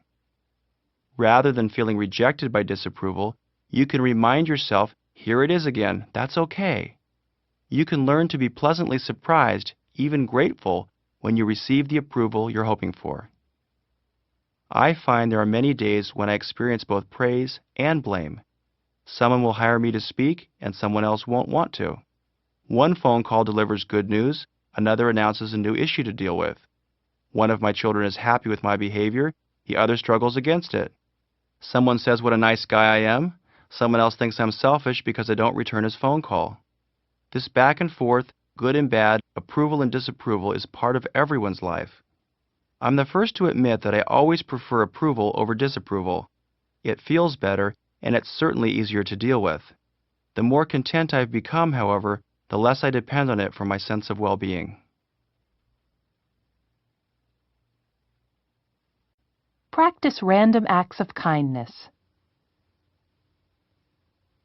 There is a bumper sticker that has been out for some time now. You see it on cars all across the nation. In fact, I have one on my own car. It says, "Practice random acts of kindness and senseless acts of beauty." I have no idea who thought of this idea, but I've never seen a more important message on a car in front of me. Practicing random kindness is an effective way to get in touch with the joy of giving without expecting anything in return. It's best practiced without letting anyone know what you're doing. There are 5 toll bridges in the San Francisco Bay Area. A while back, some people began paying the tolls of the cars immediately behind them. The drivers would drive to the toll window and pull out their dollar bill, only to be informed your toll has been paid by the car ahead of you. This is an example of a spontaneous, random gift, something given without expectation of or demand for anything in return. You can imagine the impact that tiny gift had on the driver of the car. Perhaps it encouraged him to be a nicer person that day. Often, a single act of kindness sets a series of kind acts in motion. There is no prescription for how to practice random kindness. It comes from the heart. Your gift might be to pick up litter in your neighborhood, make an anonymous contribution to a charity, send some cash in an unmarked envelope to make someone experiencing financial stress breathe a little easier, save an animal by bringing it to an animal rescue agency, or get a volunteer position feeding hungry people at a church or shelter. You may want to do all these things and more. The point is, giving is fun, and it doesn't have to be expensive. Perhaps the greatest reason to practice random kindness is that it brings great contentment into your life. Each act of kindness rewards you with positive feelings and reminds you of the important aspects of life: service, kindness, and love. If we all do our own part, pretty soon we will live in a nicer world. Look beyond behavior. Have you ever heard yourself or someone else say, "Don't mind John, he didn't know what he was doing"? If so, you have been exposed to the wisdom of looking beyond behavior. If you have children, you know very well the importance of this simple act of forgiveness. If we all based our love on our children's behavior, it would often be difficult to love them at all. If love were based purely on behavior, then perhaps none of us would ever have been loved as a teenager. Wouldn't it be nice if we could try to extend the same loving kindness toward everyone we meet? Wouldn't we live in a more loving world if, when someone acted in a way that we didn't approve of, we could see their actions in a similar light as our teenagers' offbeat behavior? This doesn't mean that we walk around with our heads in the sand, pretend that everything is always wonderful, allow others to walk all over us, or that we excuse or approve of negative behavior. Instead, it simply means having the perspective to give others the benefit of the doubt. Know that when the postal clerk is moving slowly, he is probably having a bad day, or perhaps all of his days are bad. When your spouse or close friend snaps at you, try to understand that beneath this isolated act, your loved one really wants to love you and to feel loved by you. Looking beyond behavior is easier than you might think. Try it today, and you'll see and feel some nice results. See the innocence. For many people, one of the most frustrating aspects of life is not being able to understand other people's behavior. We see them as guilty instead of innocent. It's tempting to focus on people's seemingly irrational behavior, their comments, actions, mean-spirited acts, selfish behavior, and get extremely frustrated. If we focus on behavior too much, it can seem like other people are making us miserable. But, as I once heard Wayne Dyer sarcastically suggest in a lecture, round up all the people who are making you miserable and bring them to me. I will treat them, as a counselor, and you'll get better. Obviously, this is absurd. It's true that other people do weird things, who doesn't? But we are the ones getting upset, so we are the ones who need to change. I'm not talking about accepting, ignoring, or advocating violence or any other deviant behavior. I'm merely talking about learning to be less bothered by the actions of people. Seeing the innocence is a powerful tool for transformation that means when someone is acting in a way that we don't like, the best strategy for dealing with that person is to distance ourselves from the behavior, to look beyond it, so that we can see the innocence in where the behavior is coming from. Very often, this slight shift in our thinking immediately puts us into a state of compassion. Occasionally, I work with people who are pressuring me to hurry up.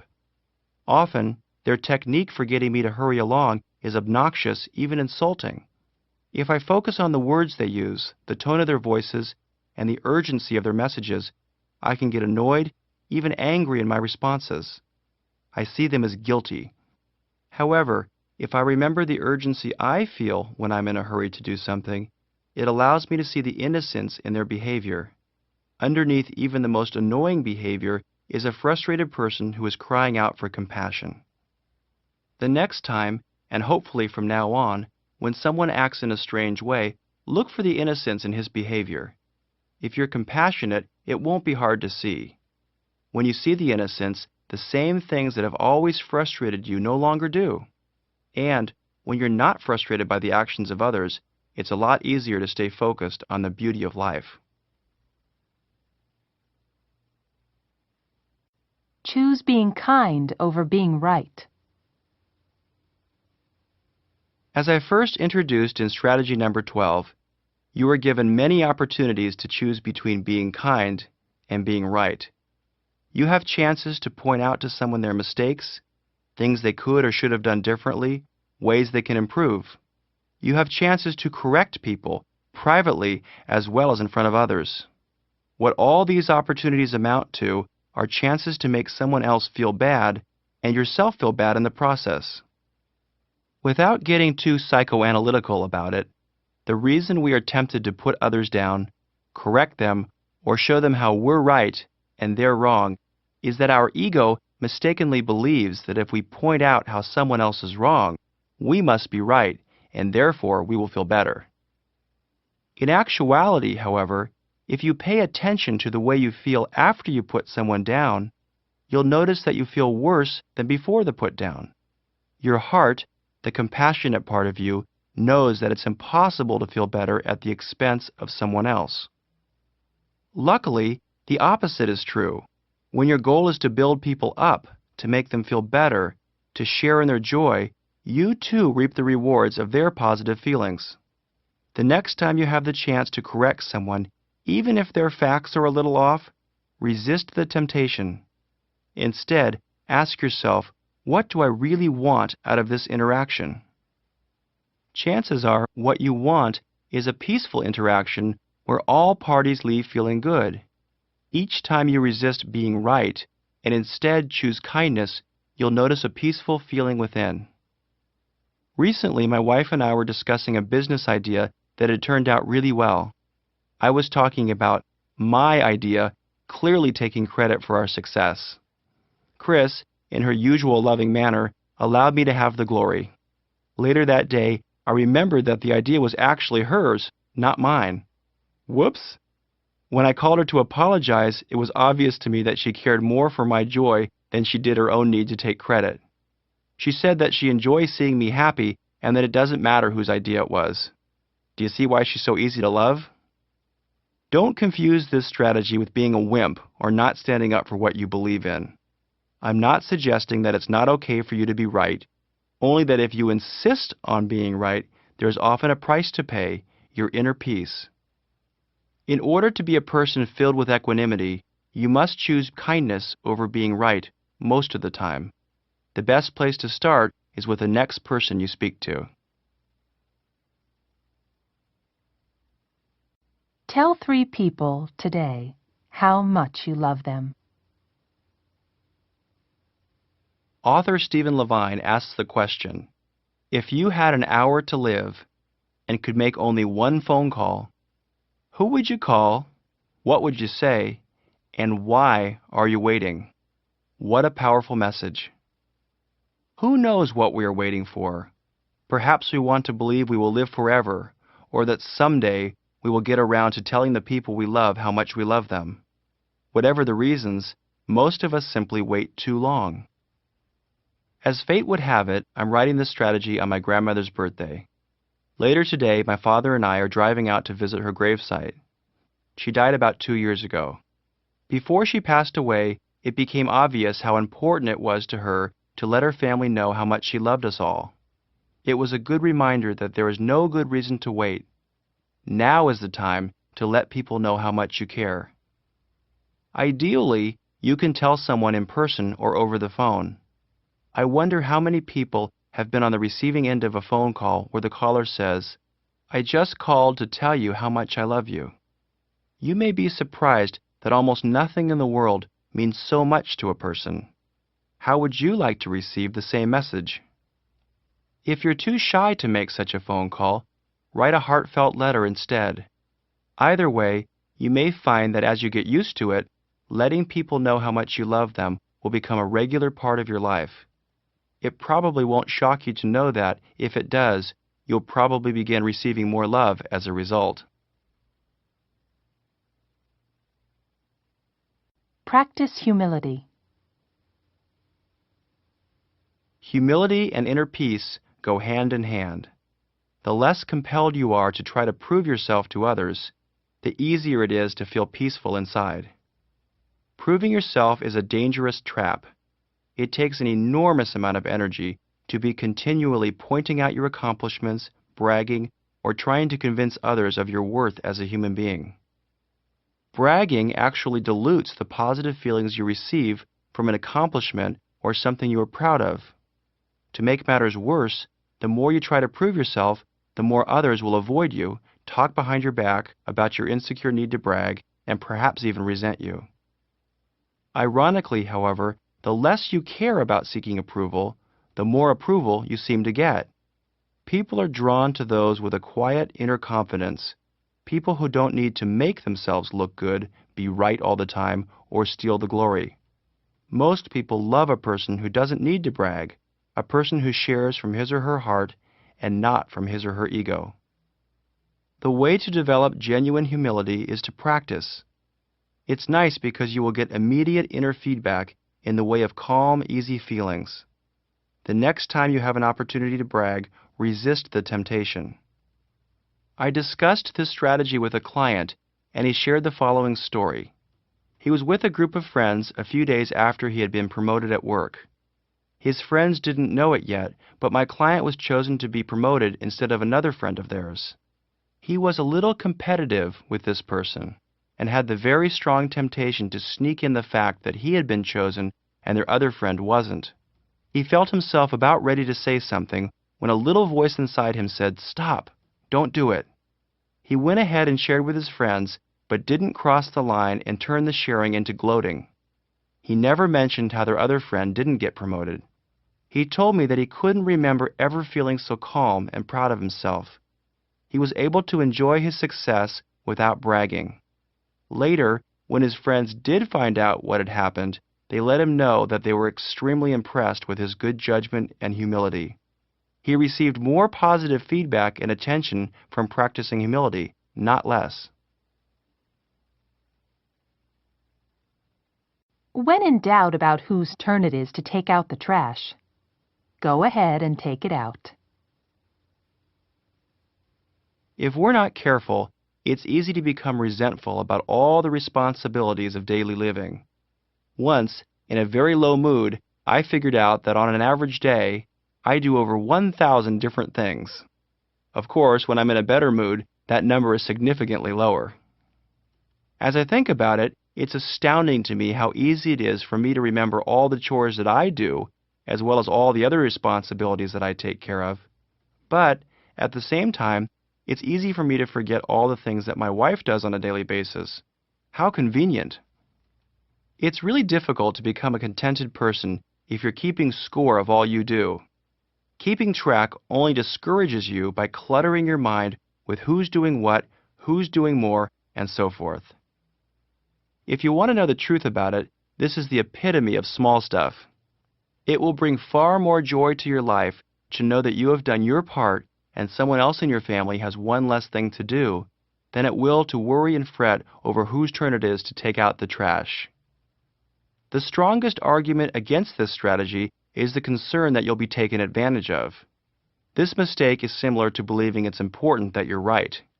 Most of the time, it's not important that you're right, and neither is it important if you take out the trash a few more times than your spouse or housemate. Making things like garbage less relevant in your life will undoubtedly free up more time and energy for truly important things. Avoid weatherproofing. The idea of weatherproofing as it pertains to peaceful living is a metaphor to explain one of our most neurotic, ungrateful tendencies. It comes from a friend of mine, Dr. George Pransky. Just as we can weatherproof a home for the winter by looking for cracks, leaks, and imperfections, we can also weatherproof our relationships, even our lives, by doing the very same thing. Essentially, weatherproofing means that you are on the careful lookout for what needs to be fixed or repaired. It's finding the cracks and flaws of life, and either trying to fix them or at least point them out to others. Not only does this tendency alienate you from other people, it makes you feel bad too. It encourages you to think about what's wrong with everything and everyone, what you don't like. So, rather than appreciating our relationships and our lives, weatherproofing encourages us to end up thinking that life isn't all that it's cracked up to be. Nothing is ever good enough the way it is. In our relationships, weatherproofing typically plays itself out like this. You meet someone and all is well. You are attracted to his or her appearance, personality, intellect, sense of humor, or some combination of these traits. Initially, you not only approve of your differences with this person, you actually appreciate them. You might even be attracted to the person in part because of how different you are. You have different opinions, preferences, tastes, and priorities. After a while, however, you begin to notice little quirks about your new partner or friend, teacher, whoever, that you feel could be improved upon. You bring it to their attention. You might say, you sure have a tendency to be late. Or, I've noticed you don't read very much. The point is, you've begun what inevitably turns into a way of life, looking for and thinking about what you don't like about someone or something that isn't quite right. Obviously, an occasional comment, constructive criticism, or helpful guidance isn't cause for alarm. I have to say, however, that in the course of working with hundreds of couples over the years, I've met very few people who didn't feel that they were weatherproofed at times by their partner. Occasional harmless comments have an insidious tendency to become a way of looking at life. When you are weatherproofing another human being, it says nothing about them, but it does define you as someone who needs to be critical. Whether you have a tendency to weatherproof your relationships, certain aspects of your life, or both, what you need to do is write off weatherproofing as a bad idea.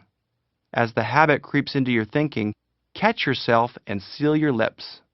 The less often you weatherproof your partner or your friends, the more you'll notice how super your life really is. Spend a moment every day thinking of someone to love. Earlier in this audiobook, I introduced the idea of spending a moment each day thinking of someone to thank. Another excellent source of gratitude and inner peace is to spend a moment every day thinking of someone to love. Remember the old saying, an apple a day keeps the doctor away? The love equivalent might read, thinking of someone to love each day keeps your resentment away. I started consciously choosing to think of people to love when I realized how often I could get caught up in thinking about the opposite, people who irritate me. My mind would focus on negative or strange behavior, and within seconds I was filled with negativity.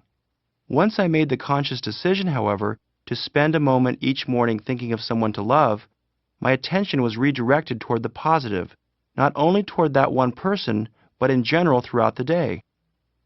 I don't mean to suggest that I never get irritated anymore, but without question it happens much less frequently than it used to. I credit this exercise with much of my improvement. Every morning when I wake up, I close my eyes and take a few deep breaths. Then I ask myself the question, who shall I send love to today? Instantly, a picture of someone will pop into my mind. A family member, a friend, someone I work with, a neighbor, someone from my past, even a stranger I may have seen on the street. To me, it doesn't really matter who it is, because the idea is to gear my mind toward love. Once the person to whom I'm directing the love is clear, I simply wish them a day filled with love. I might say to myself something like, I hope you have a wonderful day filled with loving kindness. When I'm finished, which is within seconds, I usually feel that my heart is ready to begin my day. In some mystical way that I can't explain, those few seconds stick with me for many hours. If you give this little exercise a try, I think you'll find that your day is a little more peaceful. Become an anthropologist. Anthropology is a science dealing with man and his origins. In this strategy, however, I'll conveniently redefine anthropology as being interested without judgment in the way other people choose to live and behave. This strategy is geared toward developing your compassion as well as a way of becoming more patient. Beyond that, however, being interested in the way other people act is a way of replacing judgments with loving kindness. When you are genuinely curious about the way someone reacts or the way they feel about something, it's unlikely you will also be annoyed. In this way, becoming an anthropologist is a way of becoming less frustrated by the actions of others. When someone acts in a way that seems strange to you, rather than reacting in your usual way, such as, I can't believe they would do that, instead, say something to yourself like, I see, that must be the way she sees things in her world. Very interesting. In order for this strategy to help you, you have to be genuine. There's a fine line between being interested and being arrogant, as if secretly you believe that your way is better. Recently, I was at a shopping mall with my daughter. A group of punk rockers walked by with orange spiked hair and tattoos covering much of their bodies. My daughter immediately asked me, Daddy, why are they dressed up like that? Are they in costumes?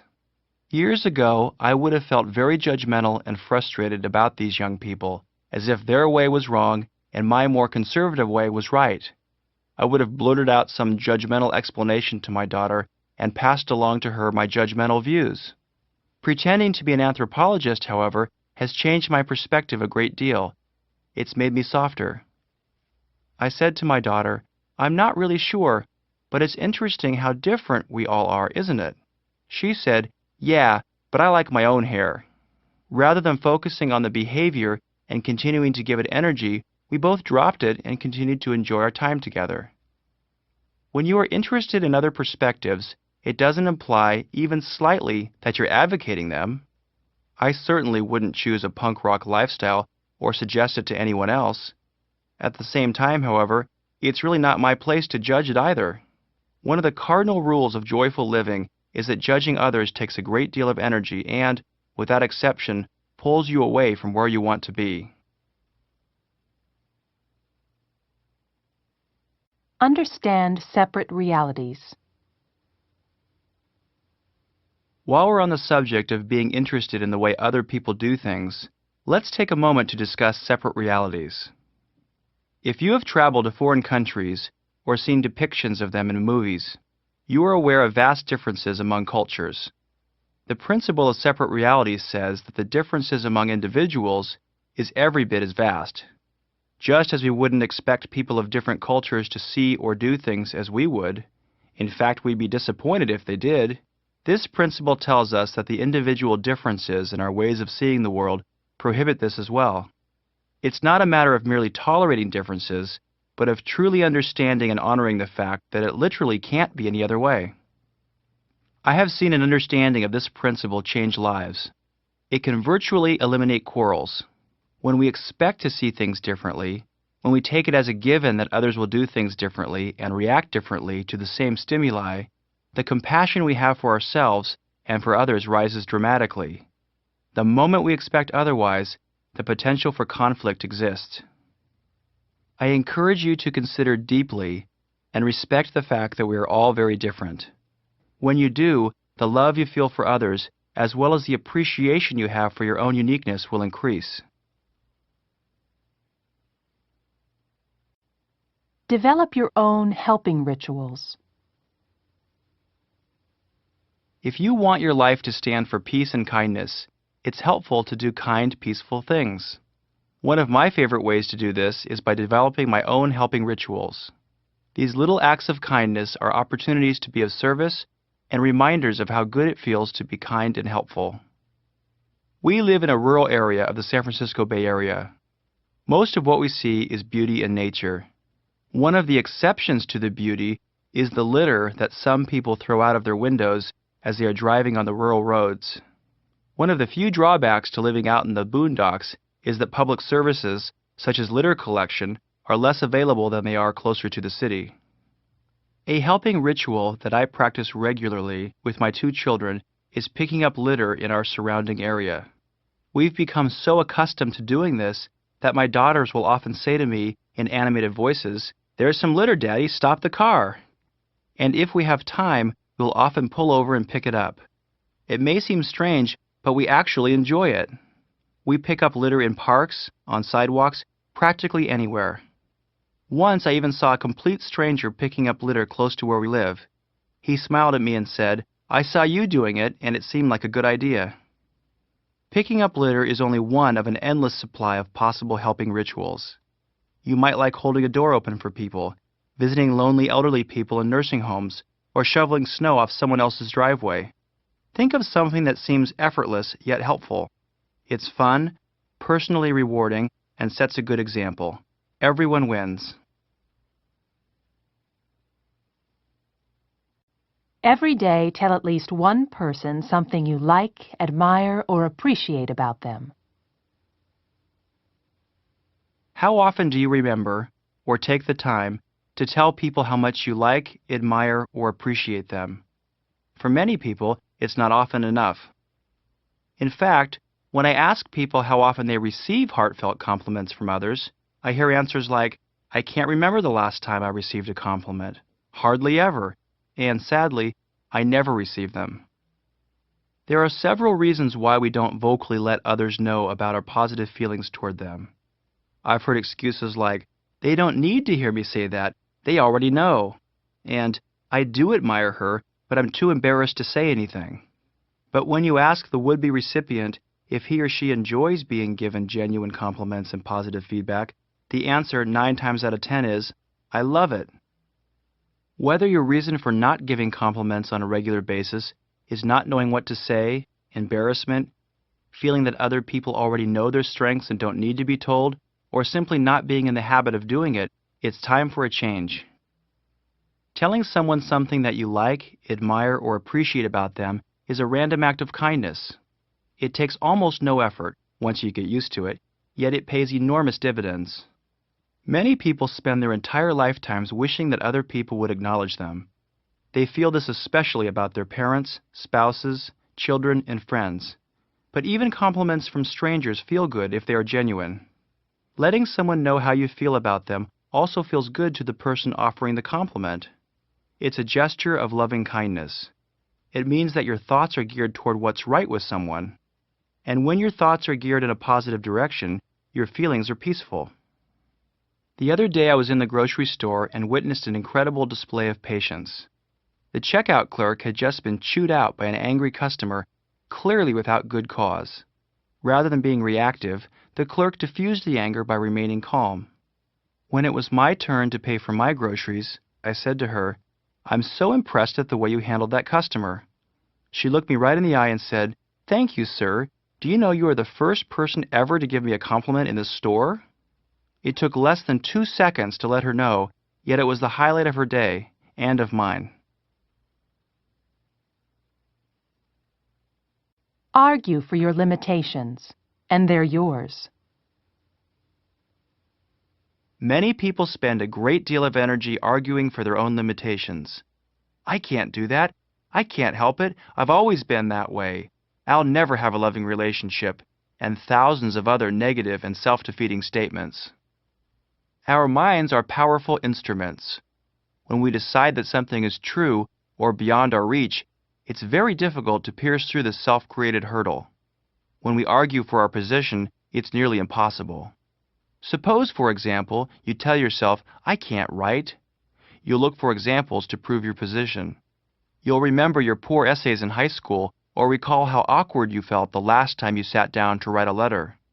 You'll fill your head with limitations that will frighten you from trying.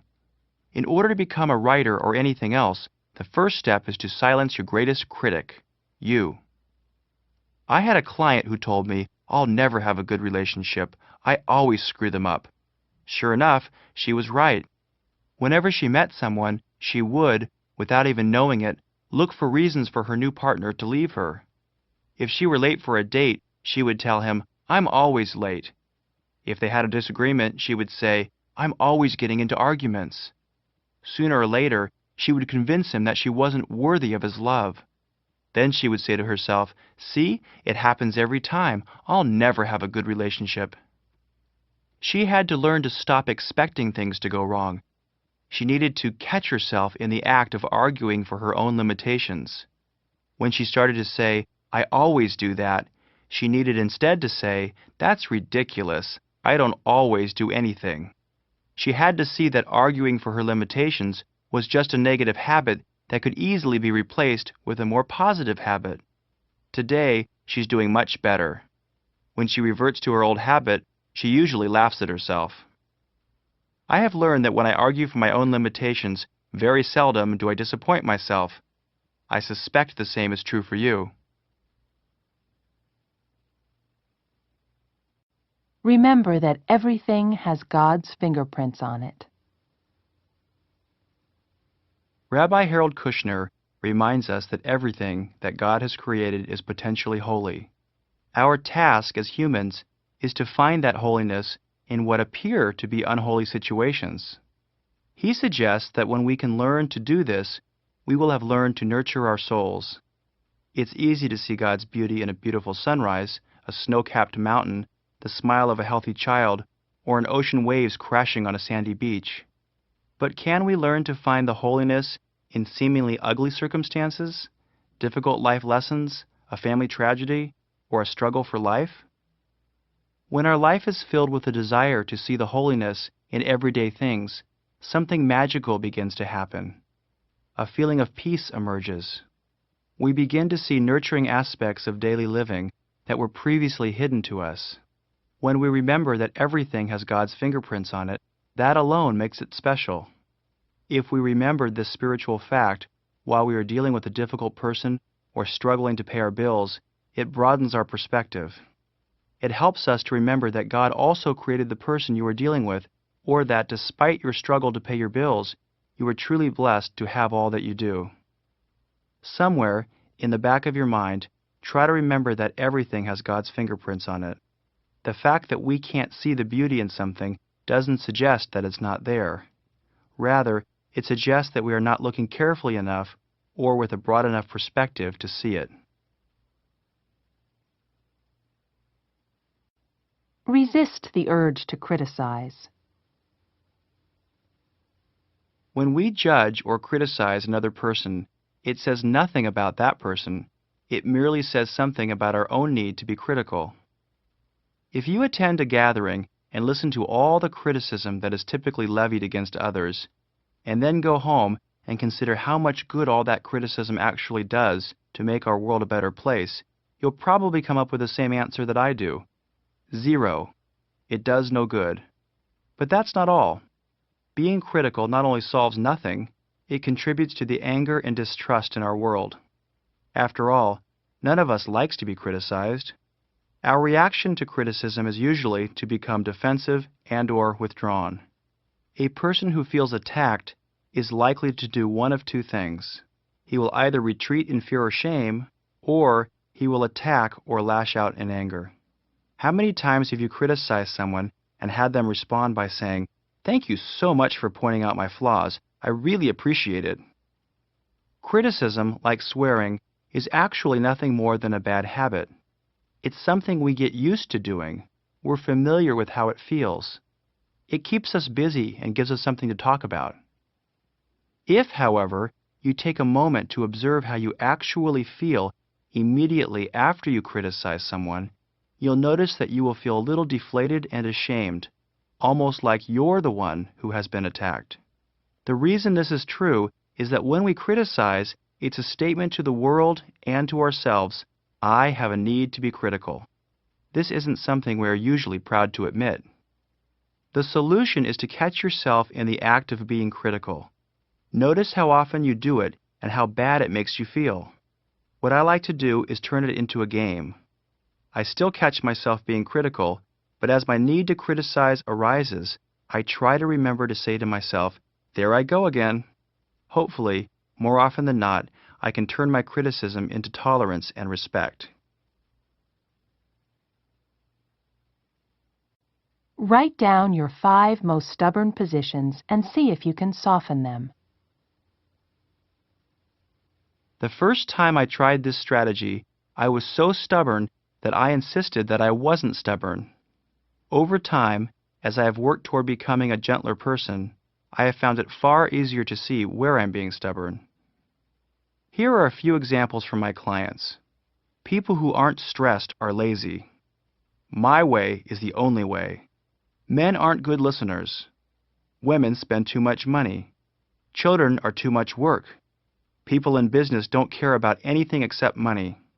You can see that the list itself is potentially endless. The point here isn't the specifics of what you are stubborn about, but rather the fact that you hold on so tightly to any given idea you might have. It doesn't make you weak to soften your positions. In fact, it makes you stronger.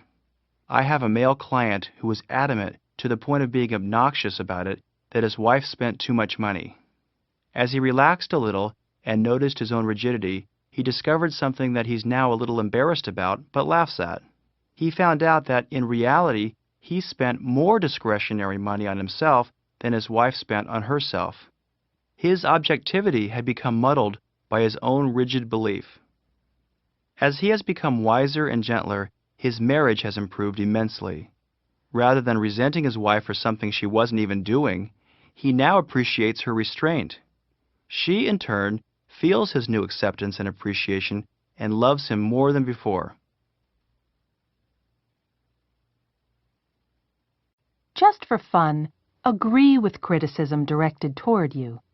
Then watch it go away.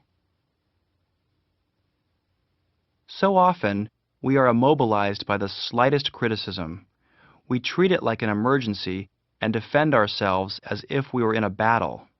In truth, however, criticism is nothing more than an observation by another person about us, our actions, or the way we think about something that doesn't match the vision we have of ourselves. Big deal. When we react to criticism with a knee-jerk defensive response, it hurts. We feel attacked and we have a need to defend or to offer a counter-criticism. We fill our minds with angry or hurtful thoughts directed at ourselves or at the person who is being critical. All this reaction takes an enormous amount of mental energy. An incredibly useful exercise is to agree with criticism directed toward you. I'm not talking about turning into a doormat or ruining your self-esteem by believing all negativity that comes in your direction. I'm only suggesting that there are many times when simply agreeing with criticism diffuses the situation, satisfies a person's need to express a point of view, offers you a chance to learn something about yourself by seeing a grain of truth in another position, and, perhaps most important, provides you an opportunity to remain calm. One of the first times I consciously agreed with criticism directed toward me was many years ago when my wife said to me, "Sometimes you talk too much." I remember feeling momentarily hurt before deciding to agree. I responded by saying, "You're right, I do talk too much sometimes." I discovered something that changed my life. In agreeing with her, I was able to see that she had a good point. I often do talk too much. What's more, my non-defensive reaction helped her to relax. A few minutes later she said, "You know, you're sure easy to talk to." I doubt she would have said that had I become angry at her observation. I've since learned that reacting to criticism never makes the criticism go away. In fact, Negative reactions to criticism often convince the person doing the criticizing that they are accurate in their assessment of you. Give this strategy a try. I think you'll discover that agreeing with an occasional criticism has more value than it costs. Search for the grain of truth in other opinions. If you enjoy learning as well as making other people happy, you'll love this idea. Almost everyone feels that their own opinions are good ones. Otherwise, they wouldn't be sharing them with you. One of the destructive things that many of us do, however, is compare someone else's opinion to our own. And when it doesn't fall in line with our belief, we either dismiss it or find fault with it. We feel smug, the other person feels diminished, and we learn nothing. Almost every opinion has some merit, especially if we are looking for merit rather than looking for errors. The next time someone offers you an opinion, rather than judge or criticize it, see if you can find a grain of truth in what the person is saying. If you think about it, when you judge someone else or their opinion, it doesn't really say anything about the other person, but it says quite a bit about your need to be judgmental. I still catch myself criticizing other points of view, but far less than I used to. All that changed was my intention to find the grain of truth in other positions. If you practice this simple strategy, some wonderful things will begin to happen. You'll begin to understand those you interact with. Others will be drawn to your accepting and loving energy. Your learning curve will be enhanced, and perhaps most important, you'll feel much better about yourself.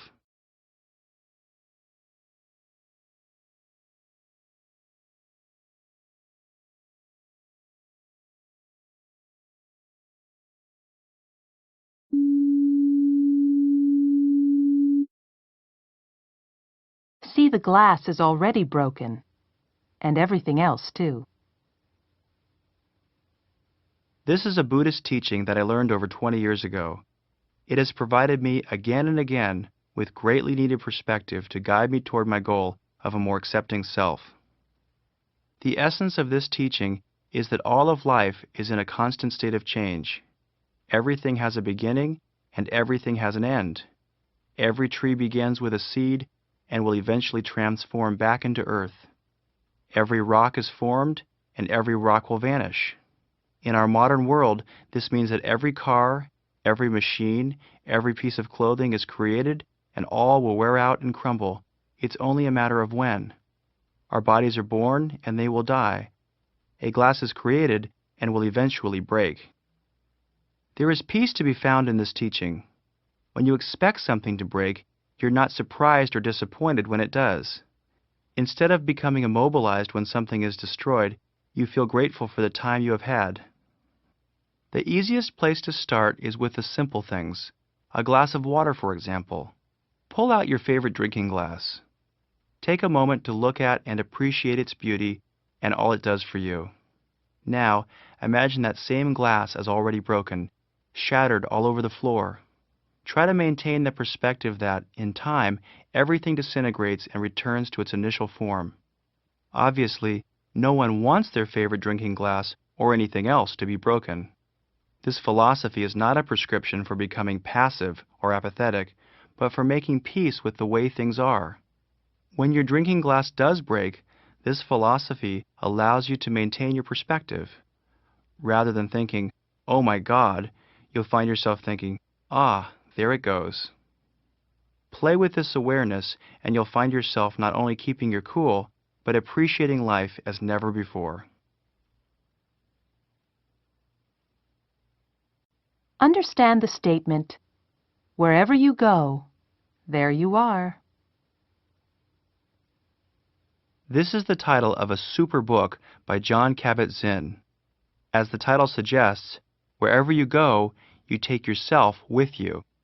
The significance of this statement is that it can teach you to stop constantly wishing you were somewhere else. We tend to believe that if we were somewhere else, on vacation, with another partner, in a different career, a different home, a different circumstance, somehow we would be happier and more content. We wouldn't. The truth is, if you have destructive mental habits, if you get annoyed and bothered easily, if you feel angry and frustrated a great deal of the time, or if you're constantly wishing things were different, these identical tendencies will follow you wherever you go. And the reverse is also true.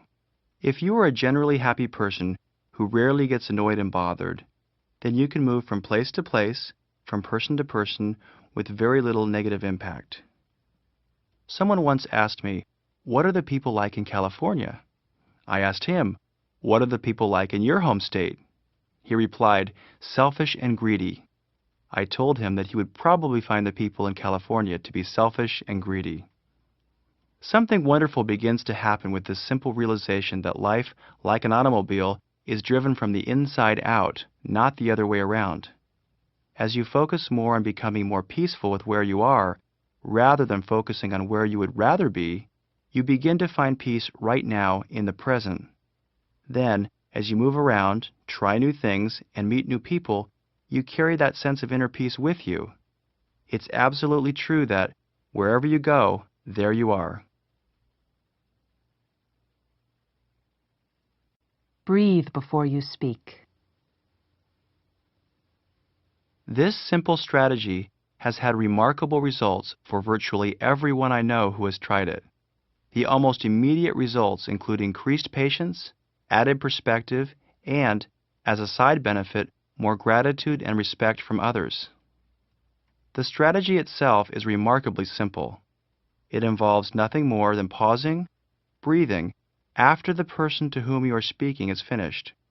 At first, the time gap between your voices may seem like an eternity, but in reality, it amounts to only a fraction of a second of actual time. You will get used to the power and beauty of breathing, and you will come to appreciate it as well. It will bring you closer to and earn you more respect from virtually everyone you come in contact with. You'll find that being listened to is one of the rarest and most treasured gifts you can offer. All it takes is intention and practice. If you observe the conversations around you, you'll notice that often what many of us do is simply wait for our chance to speak. We're not really listening to the other person, but simply waiting for an opening to express our own view. We often complete other people's sentences, or say things like, yeah, or I know, very rapidly, urging them to hurry up so that we can have our turn. It seems that talking to one another is sometimes more like sparring back and forth, like fighters or ping-pong balls, than it is enjoying or learning from the conversation. This harried form of communication encourages us to criticize points of view, overreact, misinterpret meaning, impute false motives, and form opinions, all before our fellow communicator is even finished speaking. No wonder we are so often annoyed, bothered, and irritated with one another. Sometimes, with our poor listening skills, it's a miracle that we have any friends at all. I spent most of my life waiting for my turn to speak. If you're at all like me, you'll be pleasantly amazed at the softer reactions and looks of surprise as you let others completely finish their thought before you begin yours. Often, you will be allowing someone to feel listened to for the very first time. You will sense a feeling of relief coming from the person to whom you are speaking, and a much calmer, less rushed feeling between the two of you. No need to worry that you won't get your turn to speak. You will. In fact, it will be more rewarding to speak because the person you are speaking to will pick up on your respect and patience and will begin to do the same. Be grateful when you're feeling good and graceful when you're feeling bad. The happiest person on earth isn't always happy. In fact, the happiest people all have their fair share of low moods, problems, disappointments, and heartache. Often the difference between a person who is happy and someone who is unhappy isn't how often they get low or even how low they drop, but instead it's what they do with their low moods. How do they relate to their changing feelings? Most people have it backward. When they are feeling down, they roll up their sleeves and get to work. They take their low moods very seriously and try to figure out and analyze what's wrong. They try to force themselves out of their low state, which tends to compound the problem rather than solve it. When you observe peaceful, relaxed people, you find that when they are feeling good, they are very grateful. They understand that both positive and negative feelings come and go, and that there will come a time when they won't be feeling so good. To happy people, this is okay. It's the way of things. They accept the inevitability of passing feelings. So, when they are feeling depressed, angry, or stressed out, they relate to these feelings with the same openness and wisdom. Rather than fight their feelings and panic simply because they are feeling bad, they accept their feelings, knowing that this too shall pass. Rather than stumbling and fighting against their negative feelings, they are graceful in their acceptance of them. This allows them to come gently and gracefully out of negative feeling states into more positive states of mind. One of the happiest people I know is someone who also gets quite low from time to time. The difference, it seems, is that he has become comfortable with his low moods. It's almost as though he doesn't really care because he knows that in due time he will be happy again. To him, it's no big deal. The next time you're feeling bad, rather than fight it, try to relax. See if, instead of panicking, you can be graceful and calm. Know that if you don't fight your negative feelings, if you are graceful, they will pass away just as surely as the sun sets in the evening. Become a less aggressive driver. Where do you get the most uptight? If you're like most people, driving in traffic is probably high on your list. To look at most major freeways these days, you think you're on a racetrack instead of a roadway. There are 3 excellent reasons for becoming a less aggressive driver. First, when you are aggressive, you put yourself and everyone around you in extreme danger. Second, driving aggressively is extremely stressful. Your blood pressure goes up, your grip on the wheel tightens, your eyes are strained, and your thoughts are spinning out of control. Finally, you end up saving no time in getting to where you want to go. Recently, I was driving south from Oakland to San Jose. Traffic was heavy, but moving. I noticed an extremely aggressive and angry driver weaving in and out of lanes, speeding up and slowing down. Clearly, he was in a hurry. For the most part, I remained in the same lane for the entire 40-mile journey. I was listening to a new audio tape I had just purchased and daydreaming along the way. I enjoyed the trip a great deal because driving gives me a chance to be alone. As I was exiting off the freeway, the aggressive driver came up behind me and raced on by. Without realizing it, I had actually arrived in San Jose ahead of him. All of his weaving, rapid acceleration, and putting families at risk had earned him nothing except perhaps some high blood pressure and a great deal of wear and tear on his vehicle. On average, he and I had driven at the same speed. The same principle applies when you see drivers speeding past you so that they can beat you to the next stoplight. It simply doesn't pay to speed. This is especially true if you get a ticket and have to spend 8 hours in traffic school.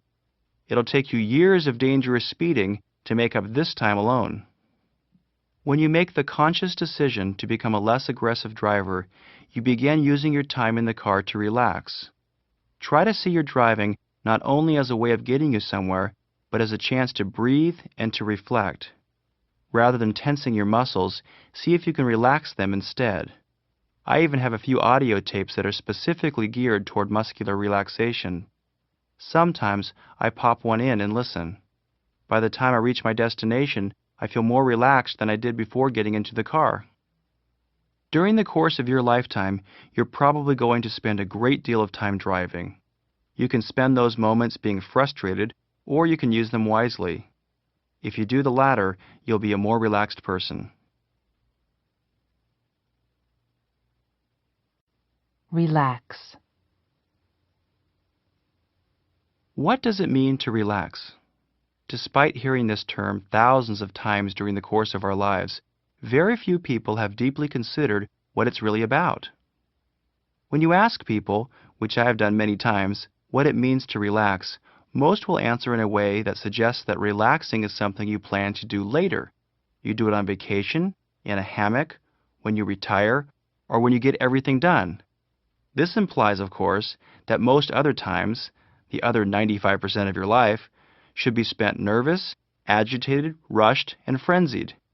Very few actually come out and say so, but this is the obvious implication. Could this explain why so many of us operate as if life were one great big emergency? Most of us postpone relaxation until our in-basket is empty. Of course, it never is. It's useful to think of relaxation as a quality of heart that you can access on a regular basis, rather than something reserved for some later time. You can relax now. It's helpful to remember that relaxed people can still be superachievers, and in fact, that relaxation and creativity go hand in hand. When I'm feeling uptight, for example, I don't even try to write.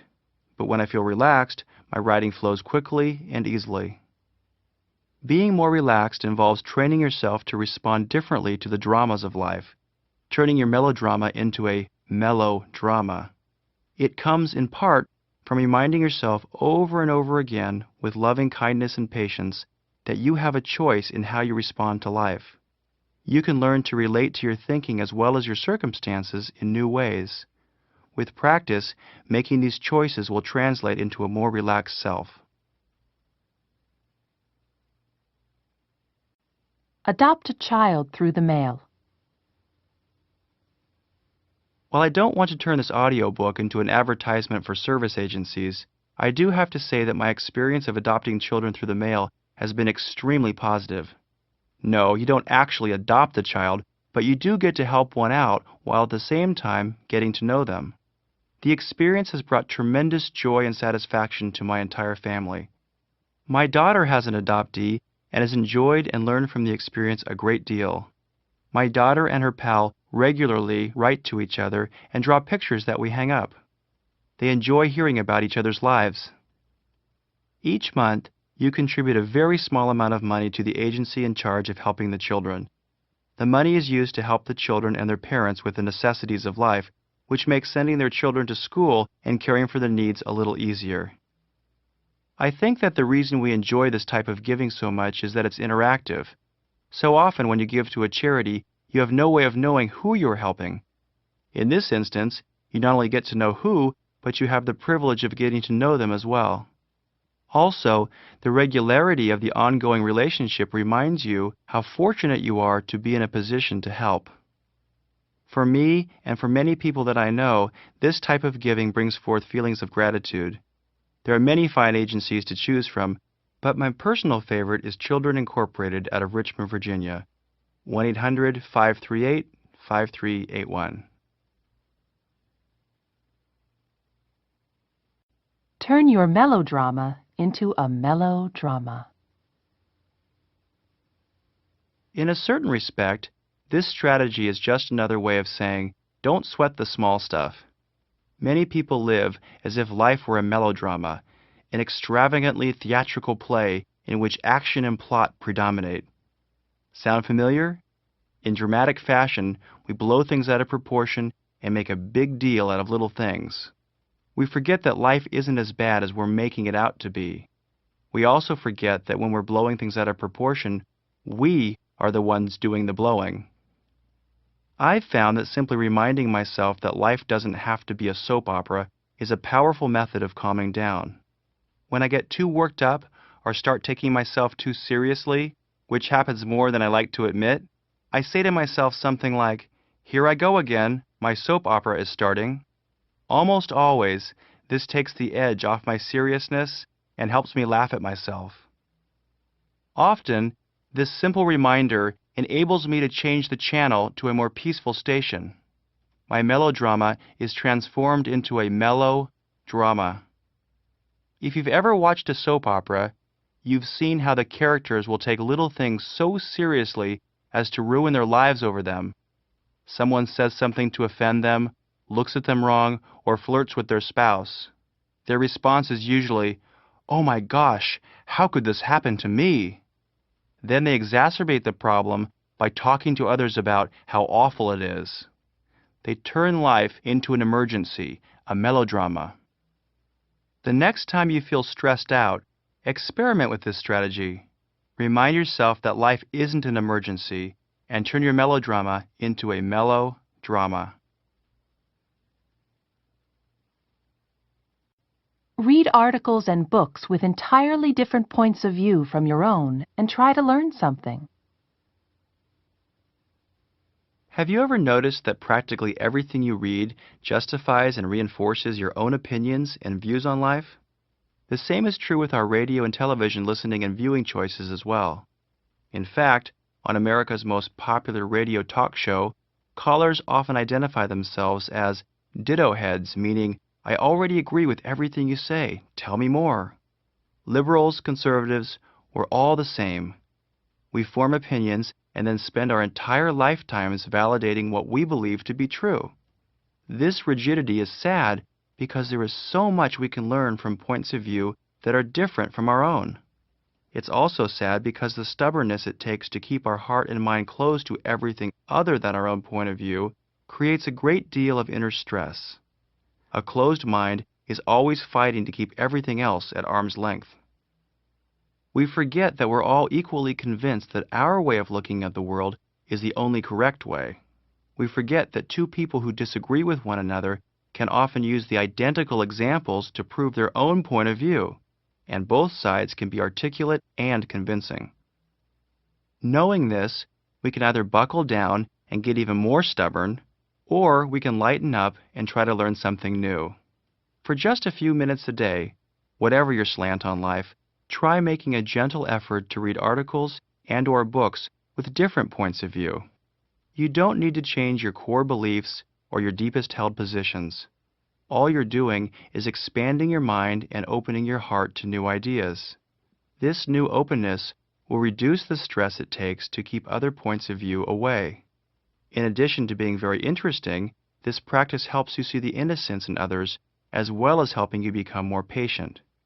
You'll become a more relaxed, philosophic person because you'll begin to sense the logic in other points of view. My wife and I subscribe to both the most conservative as well as the most liberal newsletters in America. I'd say that both have broadened our perspective on life. Do one thing at a time. The other day I was driving on the freeway and noticed a man who, while driving in the fast lane, was shaving, drinking a cup of coffee, and reading the newspaper. Perfect, I thought to myself, as just that morning I was trying to think of an appropriate example to point out the craziness of our frenzied society. How often do we try to do more than one thing at once? We have cordless phones that are supposed to make our lives easier, but in some respects they make our lives more confusing. My wife and I were at a friend's home for dinner a while ago and noticed her talking on the phone while simultaneously answering the door, checking on dinner, and changing her daughter's diaper. After she washed her hands, of course. Many of us have the same tendency when we're speaking to someone and our mind is somewhere else, or when we're doing 3 or 4 chores all at the same time. When you do too many things at once, it's impossible to be present moment-oriented. Thus, you not only lose out on much of the potential enjoyment of what you are doing, but you also become far less focused and effective. An interesting exercise is to block out periods of time where you commit to doing only one thing at a time. Whether you're washing dishes, talking on the phone, driving a car, playing with your child, talking to your spouse, or reading a magazine, try to focus only on that one thing. Be present in what you are doing. Concentrate. You'll notice 2 things beginning to happen. First, you'll actually enjoy what you are doing, even something mundane like washing dishes or cleaning out a closet. When you're focused, rather than distracted, it enables you to become absorbed and interested in your activity, whatever it might be. Second, you'll be amazed at how quickly and efficiently you'll get things done. Since I've become more present moment-oriented, my skills have increased in virtually all areas of my life: writing, reading, cleaning house, and speaking on the phone. You can do the same thing. It all starts with your decision to do one thing at a time.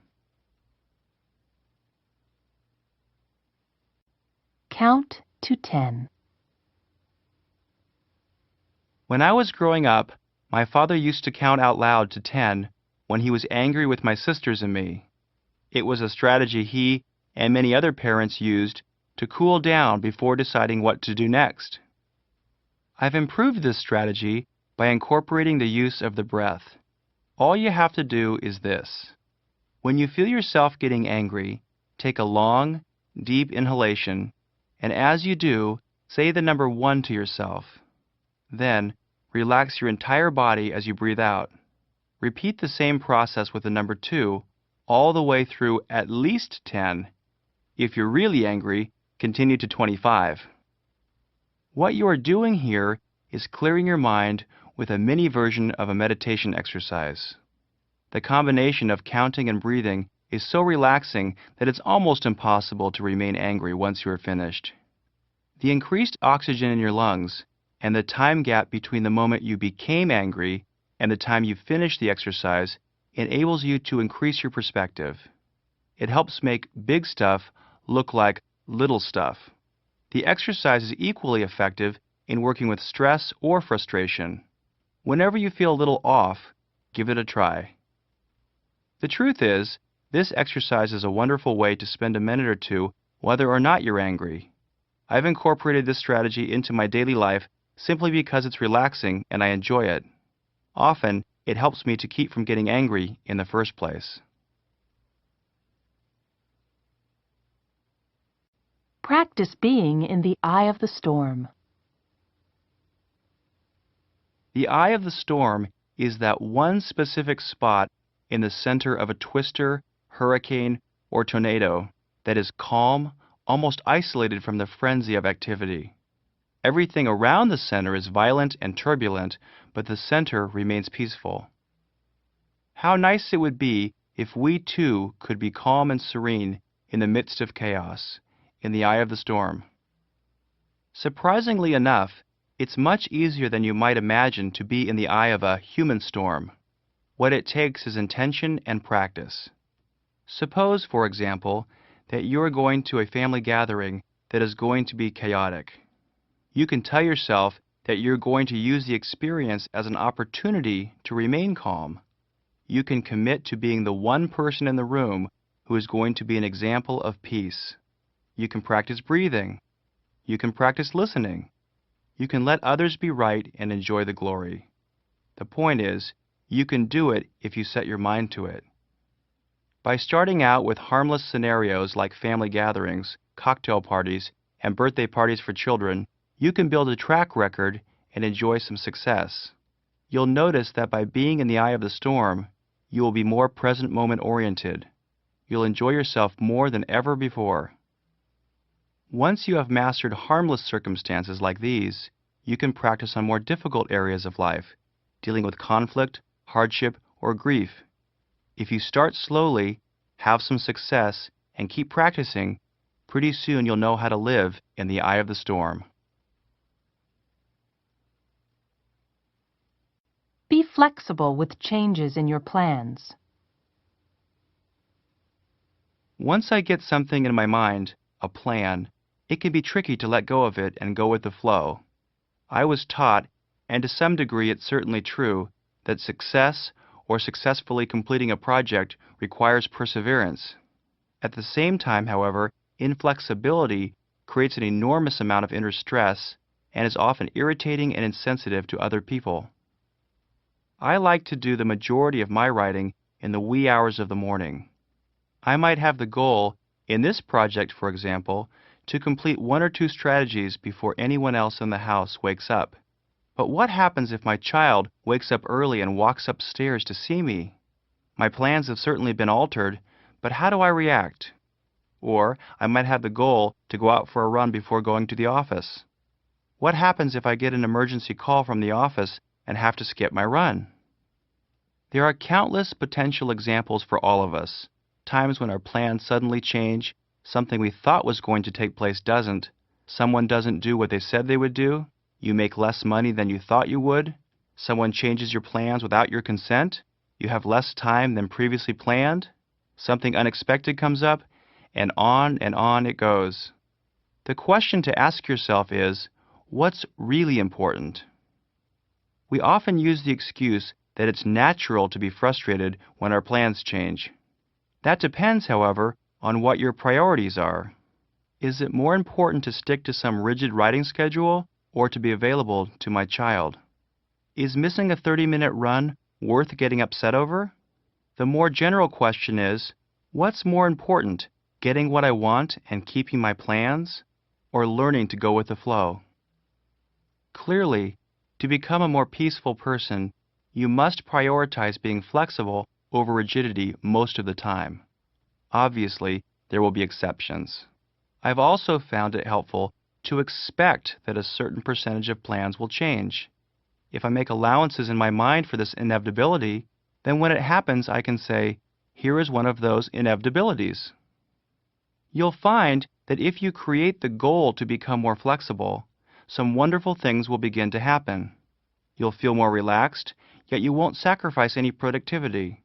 You may even become more productive because you won't need to expend so much energy being upset and worried.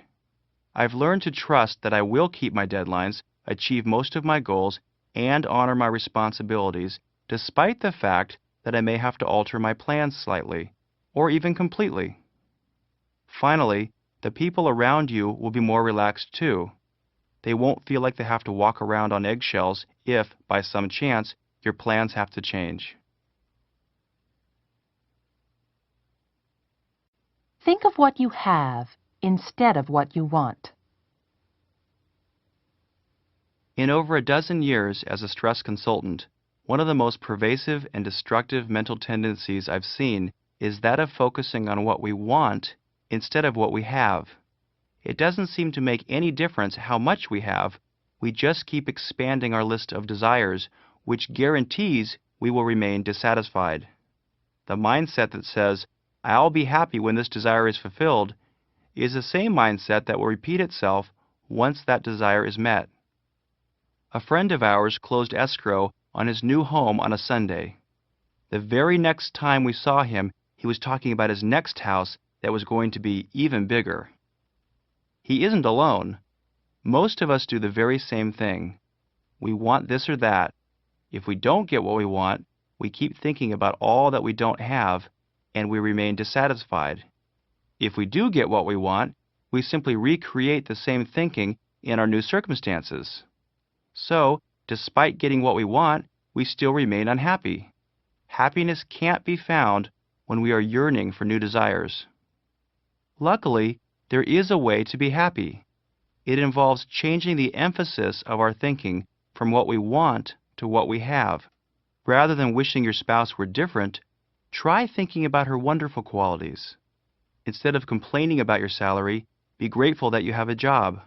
Rather than wishing you were able to take a vacation to Hawaii, think of how much fun you've had close to home. The list of possibilities is endless. Each time you notice yourself falling into the "I wish life were different" trap, back off and start over. Take a breath and remember all that you have to be grateful for. When you focus not on what you want, but on what you have, you end up getting more of what you want anyway. If you focus on the good qualities of your spouse, she'll be more loving. If you are grateful for your job, rather than complaining about it, you'll do a better job, be more productive, and probably end up getting a raise anyway. If you focus on ways to enjoy yourself around home, rather than waiting to enjoy yourself in Hawaii, you'll end up having more fun. If you ever do get to Hawaii, you'll be in the habit of enjoying yourself. And if by some chance you don't, you'll have a great life anyway. Make a note to yourself to start thinking more about what you have than what you want. If you do, your life will start appearing much better than before. For perhaps the first time in your life, you'll know what it means to feel satisfied. Practice ignoring your negative thoughts. It has been estimated that the average human being has around 50,000 thoughts per day. That's a lot of thoughts. Some of these thoughts are going to be positive and productive. Unfortunately, however, many of them are also going to be negative, angry, fearful, pessimistic, worrisome. Indeed, the important question in terms of becoming more peaceful isn't whether or not you are going to have negative thoughts. You are. It's what you choose to do with the ones that you have. In a practical sense, you really have only two options when it comes to dealing with negative thoughts. You can analyze your thoughts, ponder, think through, study, think some more, or you can learn to ignore them, dismiss, pay less attention to, not take so seriously. This latter option, learning to take your negative thoughts less seriously, is infinitely more effective in terms of learning to be more peaceful. When you have a thought, any thought, that's all it is, a thought. It can't hurt you without your consent. For example, if you have a thought from your past, I'm upset because my parents didn't do a very good job, you can get into it, as many do, which will create inner turmoil for you. You can give the thought significance in your mind, and you'll convince yourself that you should indeed be unhappy.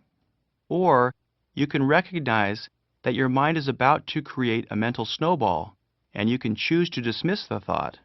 This doesn't mean your childhood wasn't difficult. It may very well have been. But in this present moment, you have a choice of which thoughts to pay attention to. The same mental dynamic applies to thoughts of this morning, even 5 minutes ago. An argument that happened while you were walking out the door on your way to work is no longer an actual argument. It's a thought in your mind. This dynamic also applies to future-oriented thoughts of this evening, next week, or 10 years down the road. You'll find, in all cases, that if you ignore or dismiss a negative thought that fills your mind, a more peaceful feeling is only a moment away. And, in a more peaceful state of mind, your wisdom and common sense will tell you what to do. This strategy takes practice, but is well worth the effort. Be willing to learn from friends and family. One of the saddest observations I've made centers around how reluctant many of us are to learn from the people closest to us, our parents, spouses, children, and friends. Rather than being open to learning, we close ourselves off out of embarrassment, fear, stubbornness, or pride. It's almost as if we say to ourselves, I have already learned all that I can or want to learn from this person. There is nothing else I can or need to learn. It's sad because often the people closest to us know us the best. They are sometimes able to see ways in which we are acting in a self-defeating manner and can offer very simple solutions. If we are too proud or stubborn to learn, we lose out on some wonderful, simple ways to improve our lives. I have tried to remain open to the suggestions of my friends and family. In fact, I have gone so far as to ask certain members of my family and a few of my friends, what are some of my blind spots? Not only does this make the person you are asking feel wanted and special, but you end up getting some terrific advice. It's such a simple shortcut for growth, yet almost no one uses it. All it takes is a little courage and humility and the ability to let go of your ego. This is especially true if you are in the habit of ignoring suggestions, taking them as criticism, or tuning out certain members of your family. Imagine how shocked they will be when you ask them sincerely for their advice. Pick something that you feel the person whom you are asking is qualified to answer. For example, I often ask my father for advice on business. Even if he happens to give me a bit of a lecture, it's well worth it. The advice he gives usually prevents me from having to learn something the hard way. Be happy where you are. Sadly, many of us continually postpone our happiness indefinitely. It's not that we consciously set out to do so, but that we keep convincing ourselves, someday I'll be happy. We tell ourselves we'll be happy when our bills are paid, when we get out of school, get our first job, a promotion. We convince ourselves that life will be better after we get married, have a baby, then another. Then we are frustrated that the kids aren't old enough. We'll be more content when they are. After that, we're frustrated that we have teenagers to deal with. We will certainly be happy when they are out of that stage. We tell ourselves that our life will be complete when our spouse gets his or her act together, when we get a nicer car, are able to go on a nice vacation, when we retire, and on and on and on. Meanwhile, life keeps moving forward. The truth is, there's no better time to be happy than right now. If not now, when? Your life will always be filled with challenges. It's best to admit this to yourself and decide to be happy anyway. One of my favorite quotes comes from Alfred de Souza. He said, "For a long time, it had seemed to me that life was about to begin, real life. But there was always some obstacle in the way, something to be got through first, some unfinished business, time still to be served, a debt to be paid. Then life would begin. At last it dawned on me that these obstacles were my life. This perspective has helped me to see that there is no way to happiness. Happiness is the way." Remember that you become what you practice most. Repeated practice is one of the most basic principles of most spiritual and meditative paths. In other words, whatever you practice most is what you will become.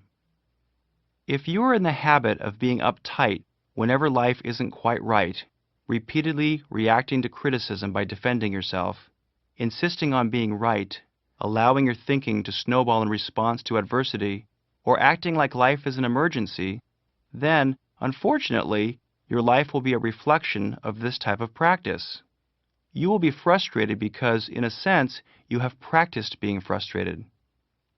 Likewise, however, you can choose to bring forth in yourself qualities of compassion, patience, kindness, humility, and peace, again, through what you practice. I guess it's safe to say that practice makes perfect. It makes sense, then, to be careful what you practice.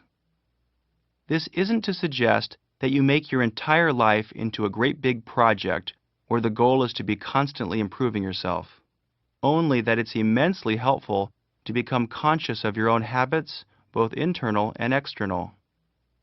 Where is your attention? How do you spend your time? Are you cultivating habits that are helpful to your stated goals?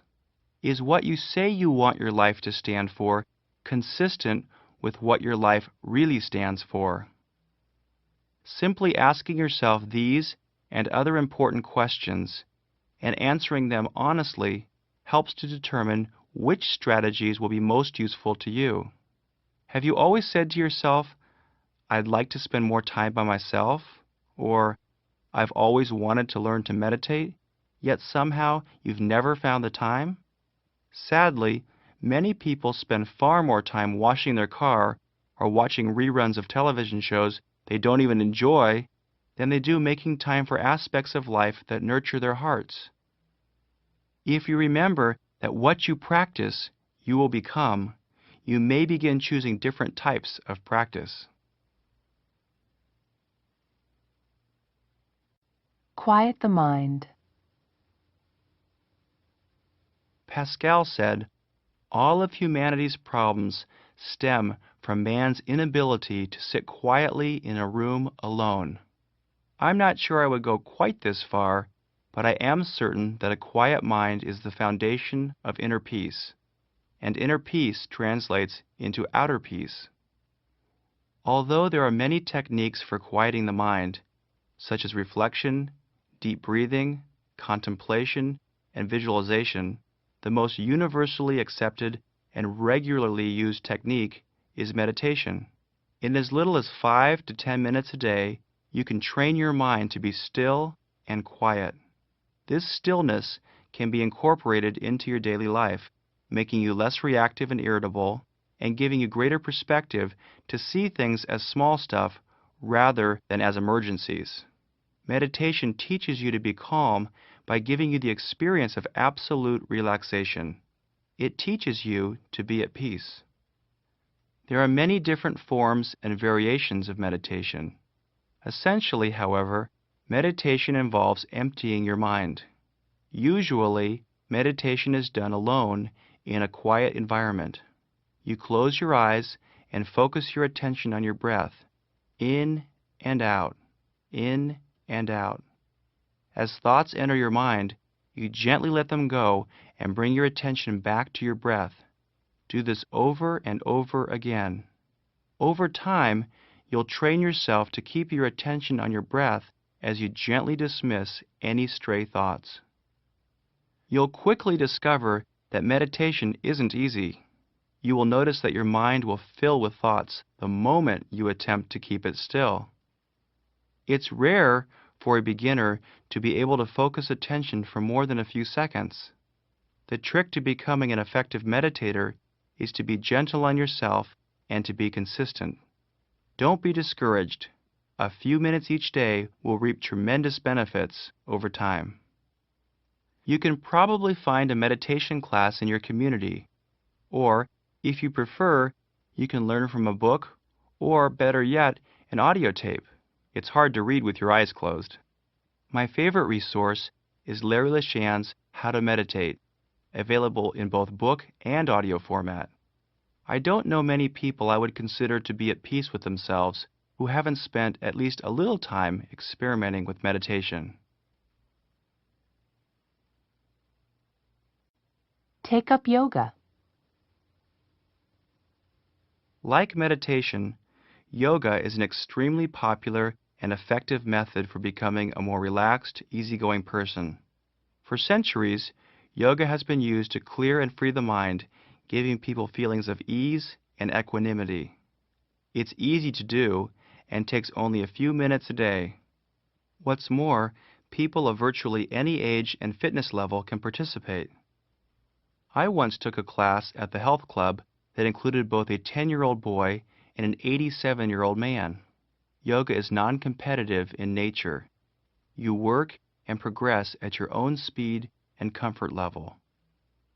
Although yoga is physical in nature, its benefits are both physical and emotional. On the physical side, yoga strengthens the muscles and the spine, creating flexibility and ease of motion. On the emotional side, yoga is a tremendous stress reducer. It balances the body-mind-spirit connection, giving you a feeling of ease and peace. Yoga is practiced by engaging in a series of stretches, both gentle and challenging.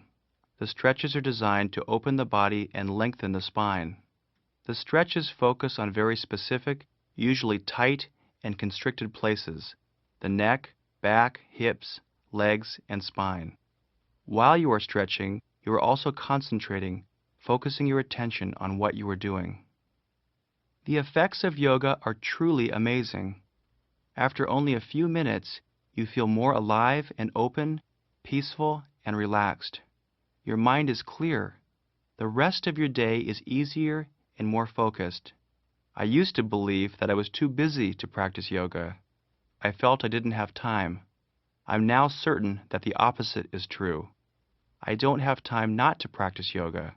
It's too important not to do. It keeps me feeling young and energized.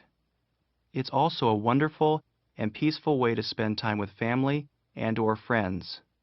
Rather than watching television together, my 2 daughters and I often flip on a yoga video and spend a few minutes stretching together. Like meditation, it's easy to find a local class at a community center, the YMCA, or health club. If you prefer to learn from a book, my favorite is Richard Hittleman's Yoga 28-Day Exercise Plan. There are also many fine videos you can learn from, as well as a magazine dedicated solely to yoga called Yoga Journal. Make service an integral part of your life. To become a kinder, more loving individual requires action. Yet, ironically, there is nothing specific you have to do, no prescription to follow.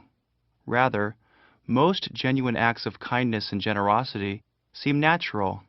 They stem from a type of thinking where service and giving have been integrated into the person's thought process. Several teachers and philosophers that I have learned from have suggested that I begin my day by asking myself the question, how can I be of service? I have found this to be useful in reminding me of the multitude of ways that I can be helpful to others. When I take the time to ask this question, I find answers popping up all day long. If one of your goals is to be of help to others, you will find the most appropriate ways. Your chances to be of service are endless. Sometimes, the best way that I can be of service is to offer my home to a friend or even a stranger in need. Other times, it's to give my seat to an elderly person on the train, help a youngster across the monkey bars, speak to a group, write a book, help out in my daughter's school, write a check to charity, or pick up litter on the road. The key, I believe, is to remember that being of service isn't a one-time effort. It's not doing something nice for someone and then wondering why others aren't being nice too, or doing things for us. Instead, a life of service is a lifelong process, a way of thinking about life. Does the trash need to be taken out? If so, go ahead and take it out, even if it's not your turn. Is someone you know being difficult? Maybe they need a hug or someone to listen to them. Are you aware of a charity that is in trouble? Could you possibly give a little extra this month? I have learned that the best way to be of service is often very simple. It's those little, quiet, often unnoticed acts of kindness that I can choose on a daily basis. Being supportive of a new endeavor by my spouse, or simply taking the time and energy to listen. I know that I have a long way to go toward my goal of becoming a more selfless person.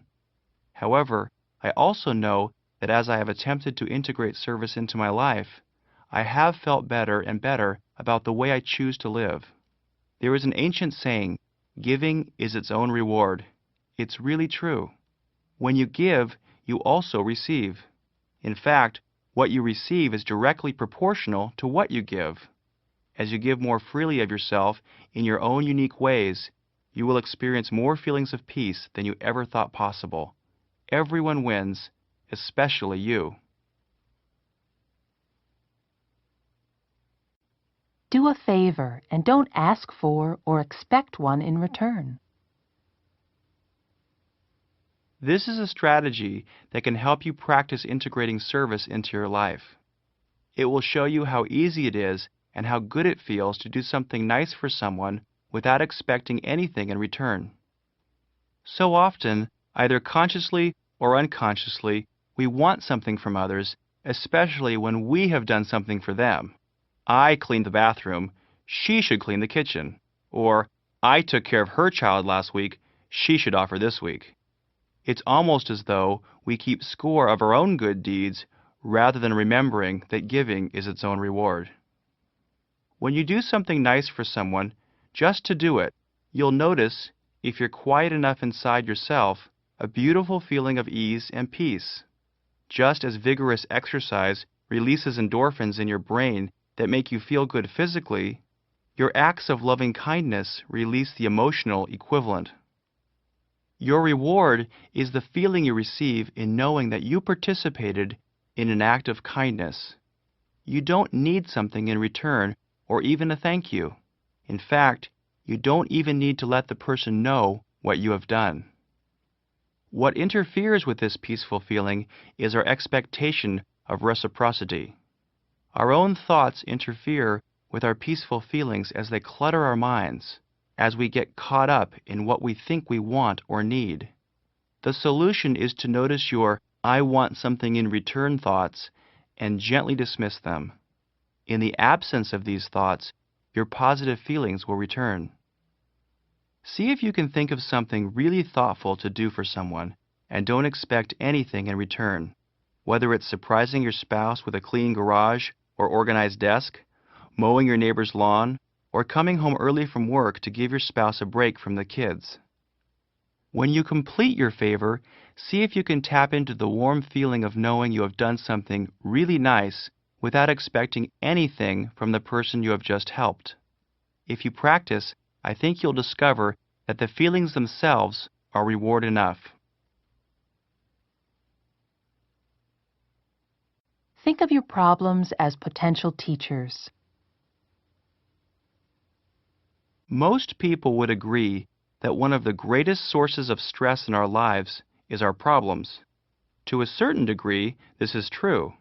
A more accurate assessment, however, is that the amount of stress we feel has more to do with how we relate to our problems than it does with the problems themselves.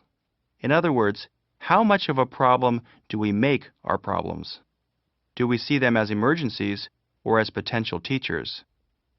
Problems come in many shapes, sizes, and degrees of seriousness, but all have one thing in common. They present us with something that we wish were different.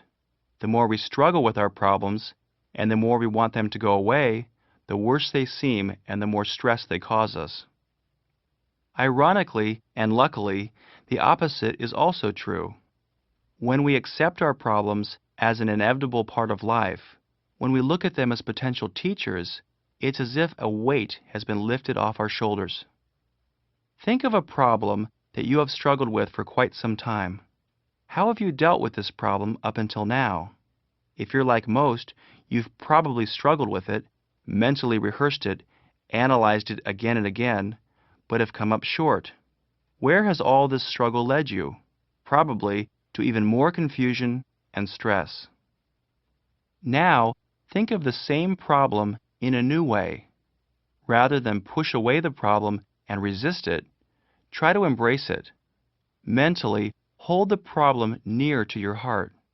Ask yourself what valuable lesson or lessons this problem might be able to teach you. Could it be teaching you to be more careful or patient? Does it have anything to do with greed, envy, carelessness, or forgiveness, or something equally powerful? Whatever problems you are dealing with, chances are they could be thought of in a softer way that includes a genuine desire to learn from them. When you hold your problems in this light, they soften like a clenched fist that is opening. Give this strategy a try, and I think you'll agree that most problems aren't the emergencies we think they are. And usually, once we learn what we need to learn, they begin to go away. Get comfortable not knowing. There once was a village that had among its people a very wise old man. The villagers trusted this man to provide them answers to their questions and concerns. One day, a farmer from the village went to the wise man and said in a frantic tone, "Wise man, help me! A horrible thing has happened. My ox has died, and I have no animal to help me plow my field. Isn't this the worst thing that could have possibly happened?" The wise old man replied, "Maybe so, maybe not." The man hurried back to the village and reported to his neighbors that the wise man had gone mad. Surely this was the worst thing that could have happened. Why couldn't he see this? The very next day, however, a strong young horse was seen near the man's farm. Because the man had no ox to rely on, he had the idea to catch the horse to replace his ox, and he did. How joyful the farmer was! Plowing the field had never been easier. He went back to the wise man to apologize. "You were right, wise man. Losing my ox wasn't the worst thing that could have happened. It was a blessing in disguise. I never would have captured my new horse had that not happened. You must agree that this is the best thing that could have happened." The wise man replied once again, "Maybe so, maybe not." Not again, thought the farmer. Surely the wise man had gone mad now. But, once again, the farmer did not know what was to happen. A few days later, the farmer's son was riding the horse and was thrown off. He broke his leg and would not be able to help with the crop. "Oh no," thought the man, "now we will starve to death." Once again, the farmer went to the wise man. This time he said, "How did you know that capturing my horse was not a good thing? You were right again. My son is injured and won't be able to help with the crop. This time, I'm sure that this is the worst thing that could have possibly happened. You must agree this time." But, just as he had done before, the wise man calmly looked at the farmer and in a compassionate tone replied once again, "Maybe so, maybe not." Enraged that the wise man could be so ignorant, the farmer stormed back to the village. The next day, troops arrived to take every able-bodied man to the war that had just broken out. The farmer's son was the only young man in the village who didn't have to go. He would live, while the others would surely die. The moral of this story provides a powerful lesson. The truth is, we don't know what's going to happen. We just think we do. Often, we make a big deal out of something. We blow up scenarios in our minds about all the terrible things that are going to happen. Most of the time, we're wrong. If we keep our cool and stay open to possibilities, we can be reasonably certain that, eventually, all will be well. Remember, maybe so, maybe not. Acknowledge the totality of your being. Zorba the Greek was said to have described himself as the whole catastrophe. The truth is, we're all the whole catastrophe, only we wish that we weren't. We deny the parts of ourselves that we deem unacceptable, rather than accepting the fact that we're all less than perfect. One of the reasons it's important to accept all aspects of yourself is that it allows you to be easier on yourself, more compassionate. When you act or feel insecure, rather than pretending to be together, you can open to the truth and say to yourself, I'm feeling frightened, and that's okay. If you're feeling a little jealous, greedy, or angry, rather than deny or bury your feelings, you can open to them, which helps you move through them quickly and grow beyond them. When you no longer think of your negative feelings as a big deal or as something to fear, you will no longer be as frightened by them. When you open to the totality of your being, you no longer have to pretend that your life is perfect or even hope that it will be. Instead, you can accept yourself as you are right now. When you acknowledge the less than perfect parts of yourself, something magical begins to happen. Along with the negative, you'll also begin to notice the positive, the wonderful aspects of yourself that you may not have given yourself credit for, or perhaps even been aware of. You'll notice that while you may, at times, act with self-interest in mind, at other times you're incredibly selfless. Sometimes you may act insecure or frightened, but most often you are courageous. While you can certainly get uptight, you can also be quite relaxed. Opening to the totality of your being is like saying to yourself, I may not be perfect, but I'm okay just the way I am. When negative characteristics arise, you can begin to recognize them as part of a bigger picture. Rather than judging and evaluating yourself simply because you're human, see if you can treat yourself with loving kindness and great acceptance. You may indeed be the whole catastrophe, but you can relax about it. So are the rest of us.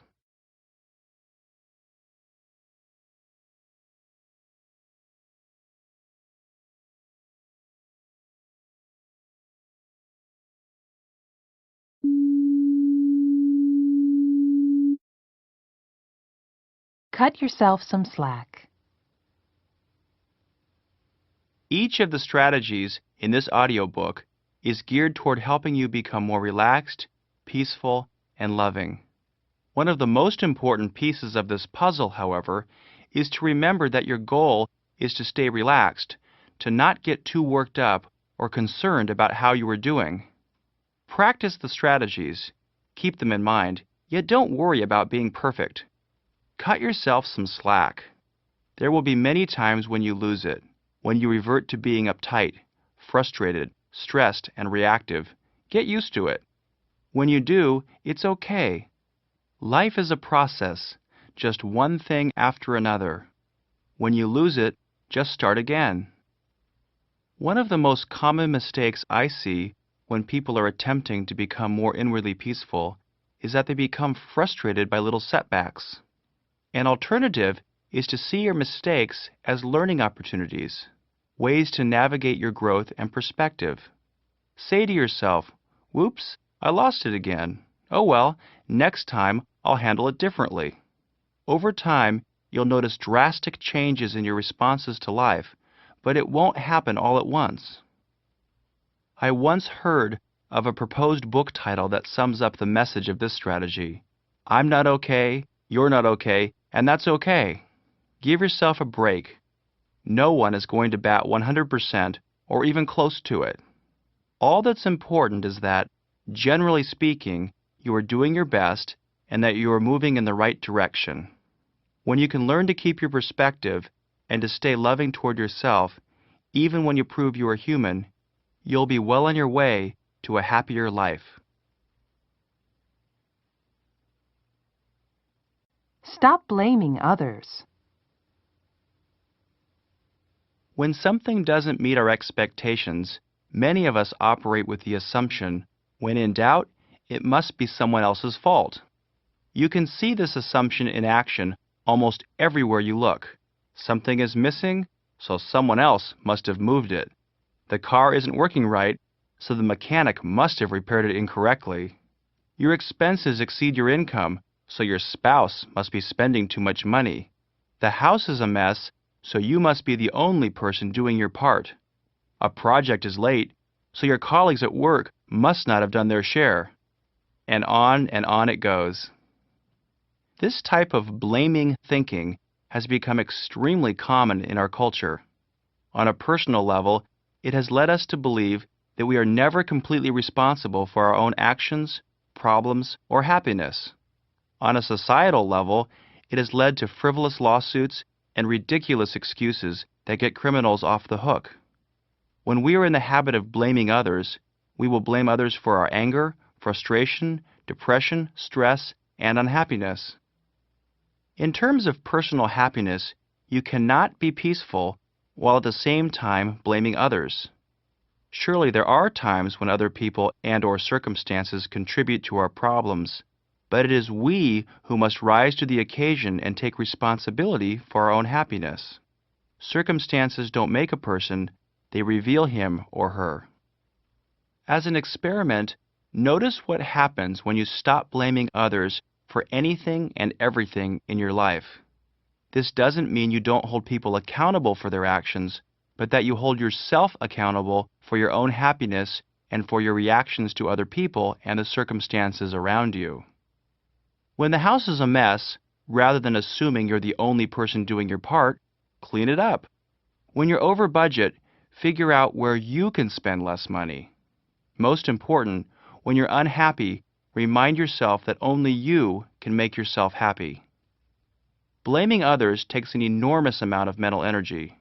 It's a drag-me-down mindset that creates stress and disease. Blaming makes you feel powerless over your own life because your happiness is contingent on the actions and behavior of others, which you can't control. When you stop blaming others, you will regain your sense of personal power. You will see yourself as a choice maker. You will know that when you are upset, you are playing a key role in the creation of your own feelings. This means that you can also play a key role in creating new, more positive feelings. Life is a great deal more fun and much easier to manage when you stop blaming others. Give it a try and see what happens. Become an early riser.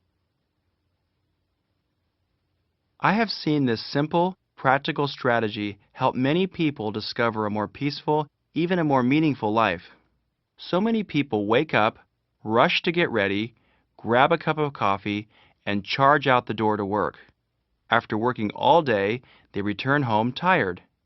The same is usually true for men and women who stay at home with their children. They get up just in time to start doing things for the kids. There is virtually no time for anything else. Whether you work, raise a family, or both, for the most part, you are too tired to enjoy any time left for you. As a solution to the tiredness, the assumption is often made, I'd better get as much sleep as I can. So your free time is spent sleeping. For many people, this creates a deep longing in the heart. Surely there must be more to life than work, children, and sleep. Another way of looking at your fatigue is to consider that a lack of fulfillment and a sense of being overwhelmed both contribute to your tiredness. And, contrary to popular logic, a little less sleep and a little more time for you might be just what you need to combat your sense of fatigue. An hour or two that is reserved just for you before your day begins is an incredible way to improve your life. I usually get up between 3 and 4 in the morning. After a quiet cup of coffee, I usually spend some time doing yoga and a few minutes of meditation. After that, I will usually go upstairs and write for a while, but I also have time to read a chapter or two in whatever book I'm enjoying. Sometimes I'll just sit for a few minutes and do nothing. Virtually every day, I stop whatever I'm doing to enjoy the sunrise as it comes up over the mountain. The phone never rings, no one is asking me to do anything for them, and there is nothing I absolutely have to do. It's by far the most quiet time of the day. By the time my wife and children wake up, I feel as though I've had a full day of enjoyment. No matter how busy I am that day, or whatever demands there are on my time, I know I've had my time. I never feel ripped off, as so many people unfortunately do, as if my life isn't my own. I believe this makes me more available for my wife and children, as well as my clients at work and other people who depend on me. Many people have told me that this one shift in their routine was the single most important change they have ever made in their lives. For the first time ever, they're able to participate in those quiet activities they never found the time to do. All of a sudden, the books are getting read, the meditation gets done, the sunrise is appreciated. The fulfillment you experience more than makes up for any sleep you miss out on. If you must, turn off the television at night and get to sleep an hour or two earlier. When trying to be helpful, focus on little things.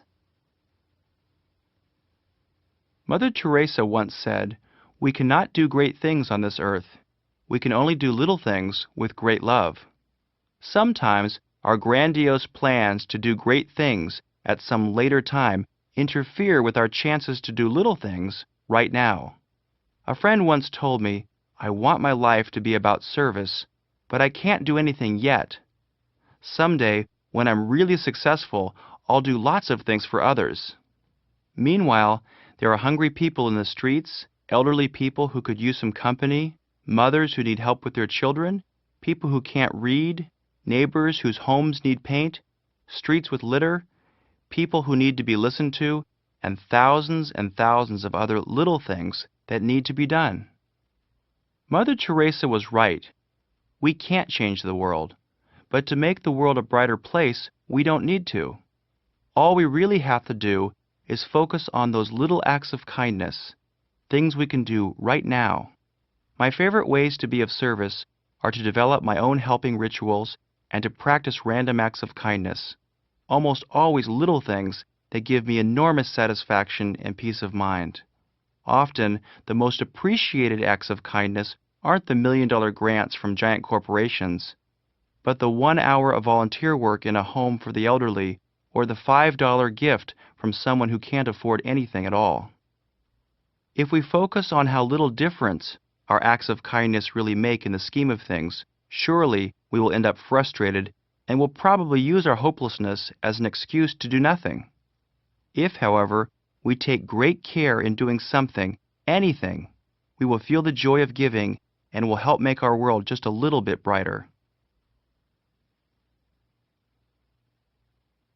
Remember, 100 years from now, all new people.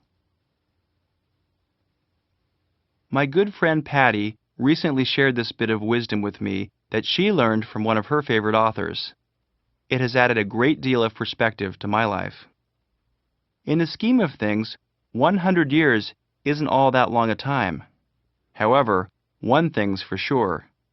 100 years from now, we will all be gone from this planet. And when kept in mind, this idea can fill us with needed perspective during times of perceived crisis or stress.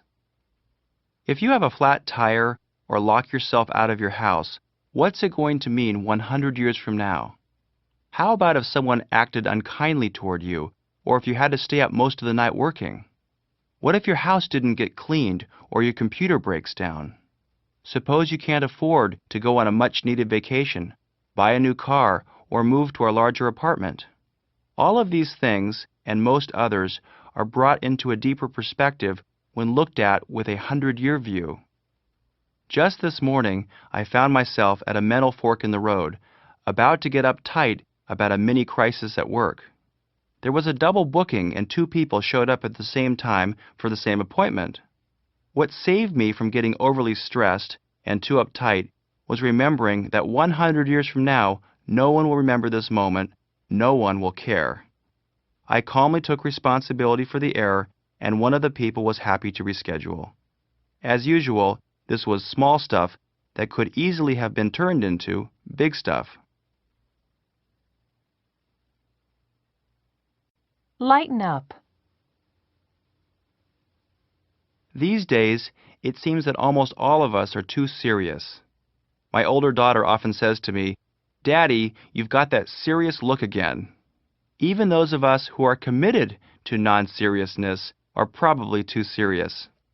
People are frustrated and uptight about virtually everything: being 5 minutes late, having someone else show up 5 minutes late, being stuck in traffic, witnessing somebody look at us wrong or say the wrong thing, paying bills, waiting in line, overcooking a meal, making an honest mistake. You name it, we all lose perspective over it. The root of being uptight is our unwillingness to accept life as being different in any way from our expectations. Very simply, we want things to be a certain way, but they're not a certain way. Life is simply as it is. Perhaps Benjamin Franklin said it best. Our limited perspective, our hopes and fears become our measure of life, and when circumstances don't fit our ideas, they become our difficulties. We spend our lives wanting things, people, and events to be just as we want them to be, and when they're not, we fight and we suffer. The first step in recovering from over-seriousness is to admit that you have a problem. You have to want to change, to become more easygoing. You have to see that your own uptightness is largely of your own creation. It's composed of the way you have set up your life and the way you react to it. The next step is to understand the link between your expectations and your frustration level. Whenever you expect something to be a certain way, and it isn't, you're upset and you suffer. On the other hand, when you let go of your expectations, when you accept life as it is, you're free. To hold on is to be serious and uptight. To let go is to lighten up. A good exercise is to try to approach a single day without expectations. Don't expect people to be friendly. When they're not, you won't be surprised or bothered. If they are, you'll be delighted. Don't expect your day to be problem-free. Instead, as problems come up, say to yourself, another hurdle to overcome. As you approach your day in this manner, you'll notice how graceful life can be. Rather than fighting against life, you'll be dancing with it. Pretty soon, with practice, you'll lighten up your entire life. And when you lighten up, life is a lot more fun. Nurture a plant. At first glance, this may seem like a strange or superficial suggestion. What good could it possibly do to nurture a plant? One of the goals of spiritual life, and one of the requirements of inner peace, is to learn to love unconditionally. The problem is, it's really hard to love a person, any person, unconditionally. The person we are trying to love inevitably says or does the wrong thing, or fails to meet our expectations in some way. So, we get upset and put conditions on our love. I love you, but you have to change. You must act the way I want you to act. Some people are better at loving their pets than the people in their lives. But to love a pet unconditionally is hard too. What happens when your dog wakes you up with unnecessary barking in the middle of the night or ruins your favorite carpet with an accident? Do you love him just as much? My children have a bunny. It was really hard to love that bunny when he chewed a hole in my beautifully crafted wooden gate. A plant, however, is easy to love just the way it is. Therefore, nurturing a plant offers us an excellent opportunity to practice unconditional love. Why does virtually every spiritual tradition advocate unconditional love? Because love has such transformational power. Unconditional love brings forth peaceful feelings in both the giver and the receiver. Select a plant, indoor or outdoor, that you will see every day. Practice taking care of and loving that plant as if it were your baby. It's easier to care for your plant than your baby. No sleepless nights, no diapers, no crying. Talk to your plant. Tell it how much you love it. Love your plant whether it blooms or not, whether it lives or dies. Just love it. Notice how you feel as you offer this plant your unconditional love. When you offer this type of love, you're never agitated, irritated, or hurried. You're simply in a loving space. Practice this type of love each time you see your plant, at least once a day. After a short while, you'll be able to extend your loving kindness beyond your plant as well. As you notice how good it feels to love, see if you can offer a similar love to the people in your life. Practice not needing them to change or be different to receive your love. Love them just the way they are. Your plant can be a wonderful teacher, showing you the power of love. Transform your relationship to your problems. Obstacles and problems are a part of life. True happiness comes not when we get rid of all of our problems, but when we change our relationship to them, when we see our problems as a potential source of awakening, opportunities to practice patience, and to learn. Perhaps the most basic principle of spiritual life is that our problems are the best places to practice keeping our hearts open. Certainly, some problems need to be solved. Many others, however, are problems we create for ourselves by struggling to make our life different than it actually is. Inner peace is accomplished by understanding and accepting the inevitable contradictions of life, the pain and pleasure, success and failure, joy and sorrow, births and deaths. Problems can teach us to be gracious, humble, and patient. In the Buddhist tradition, difficulties are considered to be so important to a life of growth and peace that a Tibetan prayer actually asks for them. It says, "Grant that I may be given appropriate difficulties and sufferings on this journey, so that my heart may be truly awakened and my practice of liberation and universal compassion may be truly fulfilled." It is felt that when life is too easy, there are fewer opportunities for genuine growth.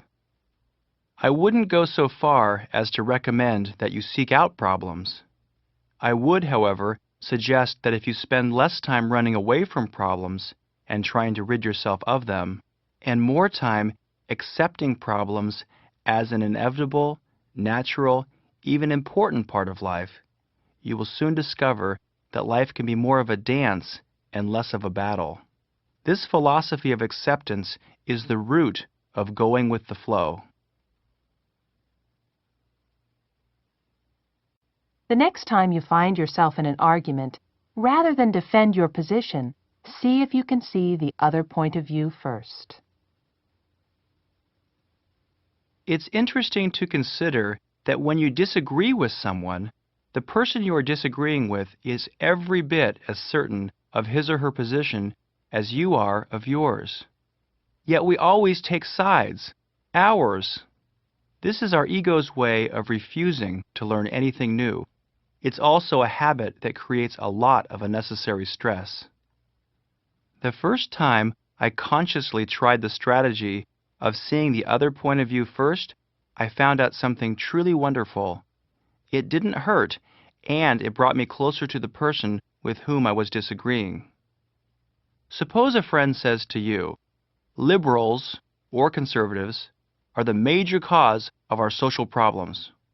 Rather than automatically defending your own position, whatever it is, see if you can learn something new. Say to your friend, Tell me why you think that's true. Don't say this with a hidden agenda or in preparation to defend or prove your position, but simply to learn a different point of view. Don't try to correct or make your friend see how he is wrong. Let your friend have the satisfaction of being right.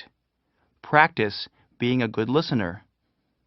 Contrary to popular belief, this attitude does not make you weak. It doesn't mean you aren't passionate about your beliefs or that you're admitting that you're wrong. You're simply trying to see another point of view. You're seeking first to understand. It takes enormous energy to constantly prove a rigid position. On the other hand, it takes no energy to allow someone else to be right. In fact, it's outright energizing. When you understand other positions and points of view, several wonderful things begin to happen. First, you often learn something new. You expand your horizons. Second, when the person you are talking to feels listened to, he or she will appreciate and respect you far more than when you habitually jump in with your own position. Jumping in only makes him or her more determined and defensive. Almost always, if you are softer, the other person will be softer too. It might not happen right away, but in time it will. By seeking first to understand, you are putting your love and respect for the person to whom you are speaking above your need to be right. You are practicing a form of unconditional love. A side benefit is that the person you are speaking to may even listen to your point of view. While there is no guarantee that he will listen to you, one thing is guaranteed. If you don't listen, he or she won't. By being the first person to reach out and listen, you stop the spiral of stubbornness. Redefine a meaningful accomplishment. Sometimes it's easy to get carried away with our so-called accomplishments. We spend our lifetimes collecting achievements, earning praise and recognition, and seeking approval, so much so that we lose sight of what is truly meaningful. If you ask the average person, as I have done many times, what is a meaningful accomplishment? The typical responses will be things like achieving a long-term goal, earning lots of money, winning a game, getting a promotion, being the best, earning praise, and so forth. The emphasis is almost always on the external aspects of life, things that happen outside of ourselves. Certainly, there is nothing wrong with these types of accomplishments. They are a way of keeping score and improving our circumstances. They are not, however, the most important types of accomplishments if your primary goal is one of happiness and inner peace. Seeing your photograph in the local newspaper may be a nice thing to achieve, but isn't as meaningful as learning to stay centered in the face of adversity. Yet, many people would point to their photo in the paper as being a great accomplishment, but wouldn't necessarily think of staying centered as an accomplishment at all. Where are our priorities? If being peaceful and loving are among your primary goals, then why not redefine your most meaningful accomplishments as being those that support and measure qualities such as kindness and happiness? I think of my most meaningful accomplishments as stemming from inside myself. Was I kind to myself and others? Did I overreact to a challenge, or was I calm and collected? Am I happy? Did I hold on to anger, or was I able to let go and move on? Was I too stubborn? Did I forgive? These questions, and others like them, remind us that the true measure of our success comes not from what we do, but from who we are and how much love we have in our hearts. Rather than being consumed exclusively with external accomplishments, try putting more emphasis on what's really important. When you redefine what it means to achieve a meaningful accomplishment, it helps you to stay on your path. Listen to your feelings. They are trying to tell you something. You have at your disposal a foolproof guidance system to navigate you through life. This system, which consists solely of your own feelings, lets you know whether you're off track and headed toward unhappiness and conflict, or on track, headed toward peace of mind. Your feelings act as a barometer, letting you know what your internal weather is like. When you're not caught up in your thinking, taking things too seriously, your feelings will be generally positive. They will be affirming that you are using your thinking to your advantage. No mental adjustment needs to be made. When your experience of life is other than pleasant, when you're feeling angry, resentful, depressed, stressed out, frustrated, and so forth, your warning system of feelings kicks in like a red flag to remind you that you're off track, that it's time to ease up on your thinking. You've lost perspective. Mental adjustment does need to be made. You can think of your negative feelings in the same way you think of the warning lights on the dashboard of your car. When flashing, they let you know that it's time to ease up. Contrary to popular belief, negative feelings don't need to be studied and analyzed. When you analyze your negative feelings, you'll usually end up with more of them to contend with. The next time you're feeling bad, rather than getting stuck in analysis paralysis, wondering why you feel the way you do, see if instead you can use your feelings to guide you back in the direction towards serenity. Don't pretend that the negative feelings don't exist, but try to recognize that the reason you're feeling sad, angry, stressed, or whatever is that you are taking life too seriously. You are sweating the small stuff. Instead of rolling up your sleeves and fighting life, back off, take a few deep breaths, and relax. Remember, life isn't an emergency unless you make it so. If someone throws you the ball, you don't have to catch it. My best friend, Benjamin Shield, taught me this valuable lesson. Often, our inner struggles come from our tendency to jump on board someone else's problem. Someone throws you a concern, and you assume you must catch it and respond. For example, suppose you're really busy when a friend calls in a frantic tone and says, "My mother is driving me crazy. What should I do?" Rather than saying, "I'm really sorry, but I don't know what to suggest," you automatically catch the ball and try to solve the problem.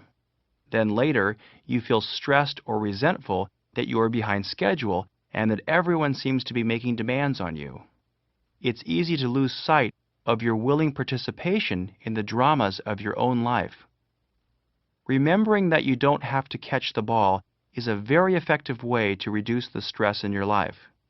When your friend calls, you can drop the ball, meaning you don't have to participate simply because he or she is attempting to lure you in.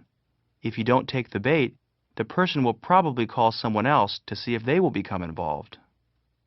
This doesn't mean you never catch the ball, only that it's your choice to do so. Neither does this mean that you don't care about your friend or that you're crass or unhelpful. Developing a more tranquil outlook on life requires that we know our own limits and that we take responsibility for our part in the process. Most of us get balls thrown at us many times each day, at work, from our children, friends, neighbors, salespeople, even strangers. If I caught all the balls thrown in my direction, I would certainly go crazy, and I suspect that you would too. The key is to know when we're catching another ball so that we won't feel victimized, resentful, or overwhelmed. Even something terribly simple like answering your phone when you're really too busy to talk is a form of catching the ball. By answering the phone, you are willingly taking part in an interaction that you may not have the time, energy, or mindset for at the present time. By simply not answering the phone, you are taking responsibility for your own peace of mind. The same idea applies to being insulted or criticized. When someone throws an idea or comment in your direction, you can catch it and feel hurt, or you can drop it and go on with your day. The idea of not catching the ball simply because it's thrown to you is a powerful tool to explore. I hope you'll experiment with this one. You may find that you catch the ball a lot more than you think you do. One more passing show. This is a strategy that I have recently adopted into my own life. It's a subtle reminder that everything, the good and bad, pleasure and pain, approval and disapproval, achievements and mistakes, fame and shame, all come and go. Everything has a beginning and an ending, and that's the way it's supposed to be. Every experience you have ever had is over. Every thought you've ever had started and finished. Every emotion and mood you've ever experienced has been replaced by another. You've been happy, sad, jealous, depressed, angry, in love, shamed, proud, and every other conceivable human feeling. Where did they all go? The answer is, no one really knows. All we know is that, eventually, everything disappears into nothingness. Welcoming this truth into your life is the beginning of a liberating adventure. Our disappointment comes about in essentially two ways. When we're experiencing pleasure, we want it to last forever. It never does. Or, when we're experiencing pain, we want it to go away now. It usually doesn't. Unhappiness is the result of struggling against the natural flow of experience. It's enormously helpful to experiment with the awareness that life is just one thing after another. One present moment followed by another present moment. When something is happening that we enjoy, know that while it's wonderful to experience the happiness it brings, it will eventually be replaced by something else, a different type of moment. If that's okay with you, you'll feel peace even when the moment changes. And if you're experiencing some type of pain or displeasure, know that this too shall pass. Keeping this awareness close to your heart is a wonderful way to maintain your perspective even in the face of adversity. It's not always easy, but it is usually helpful.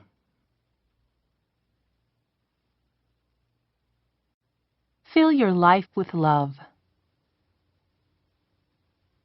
I don't know anyone who doesn't want a life filled with love.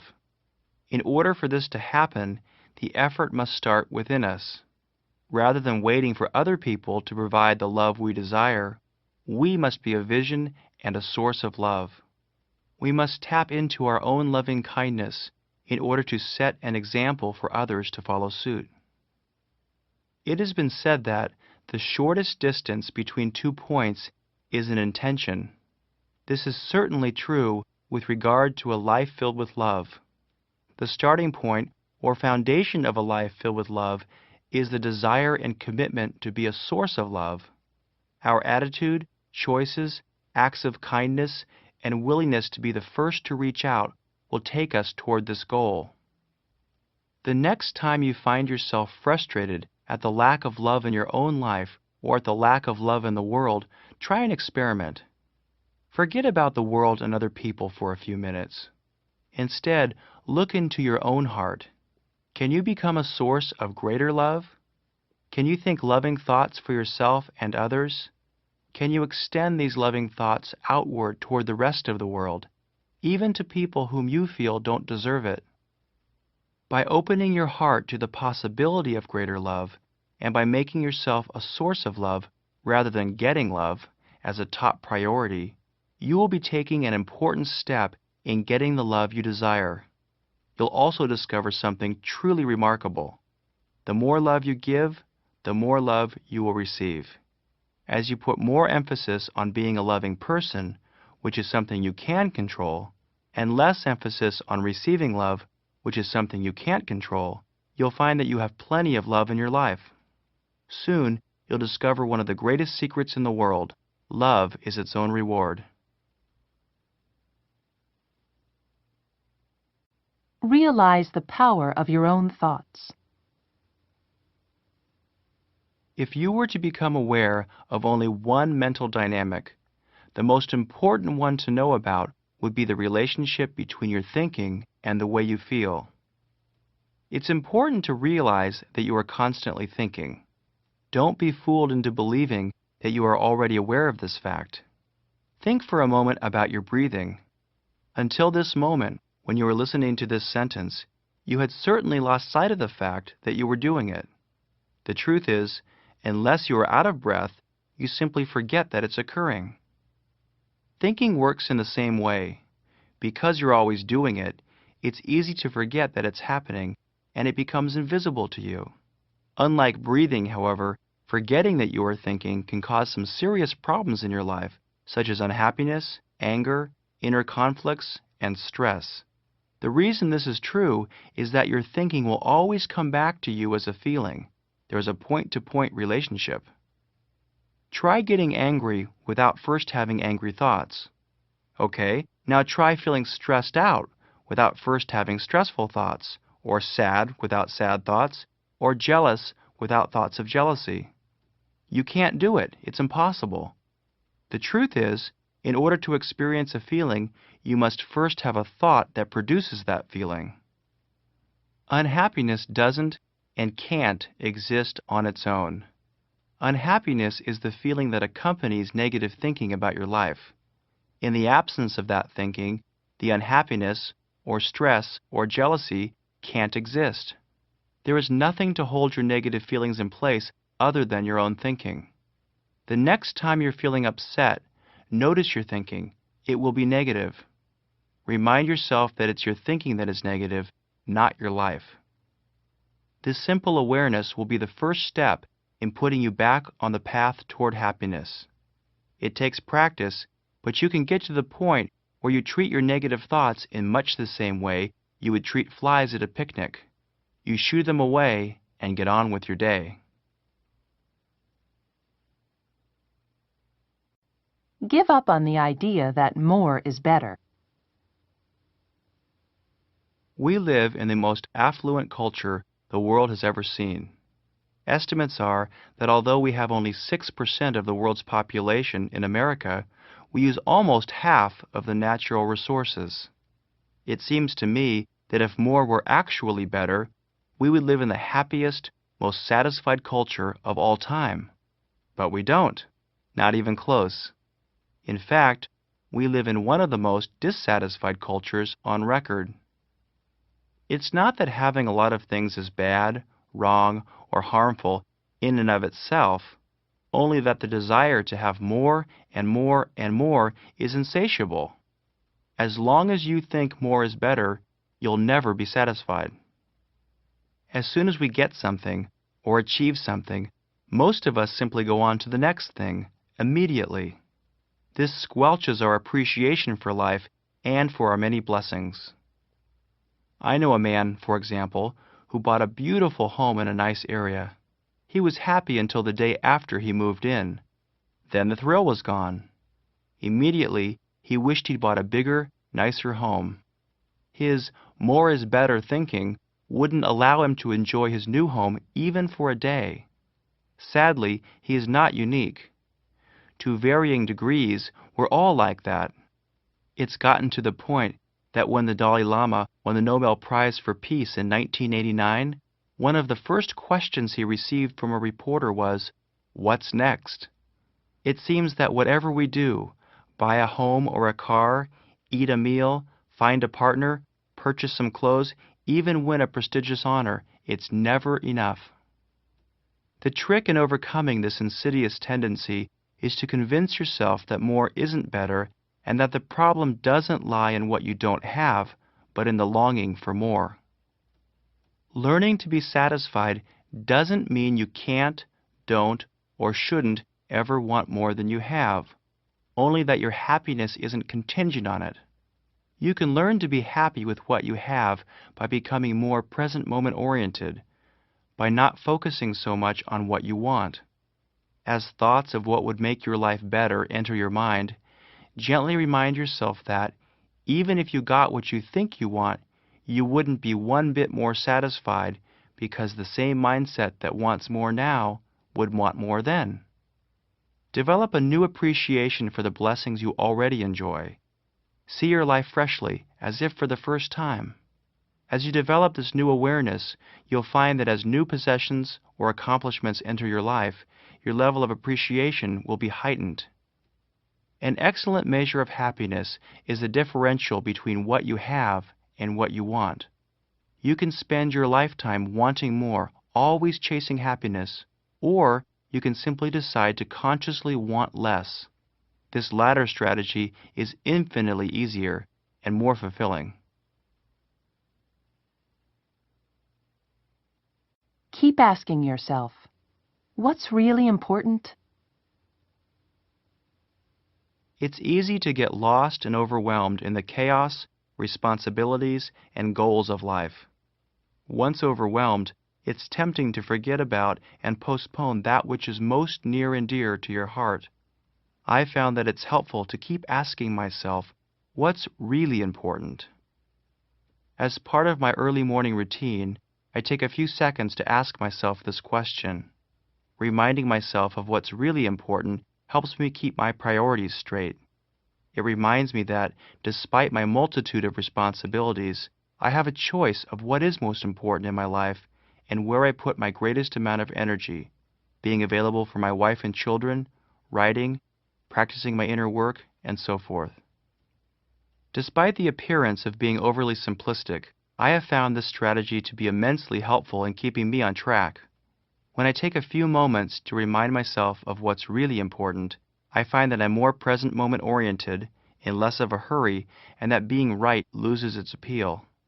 Conversely, when I forget to remind myself of what's really important, I find that I can quickly lose sight of my priorities and, once again, get lost in my own busyness.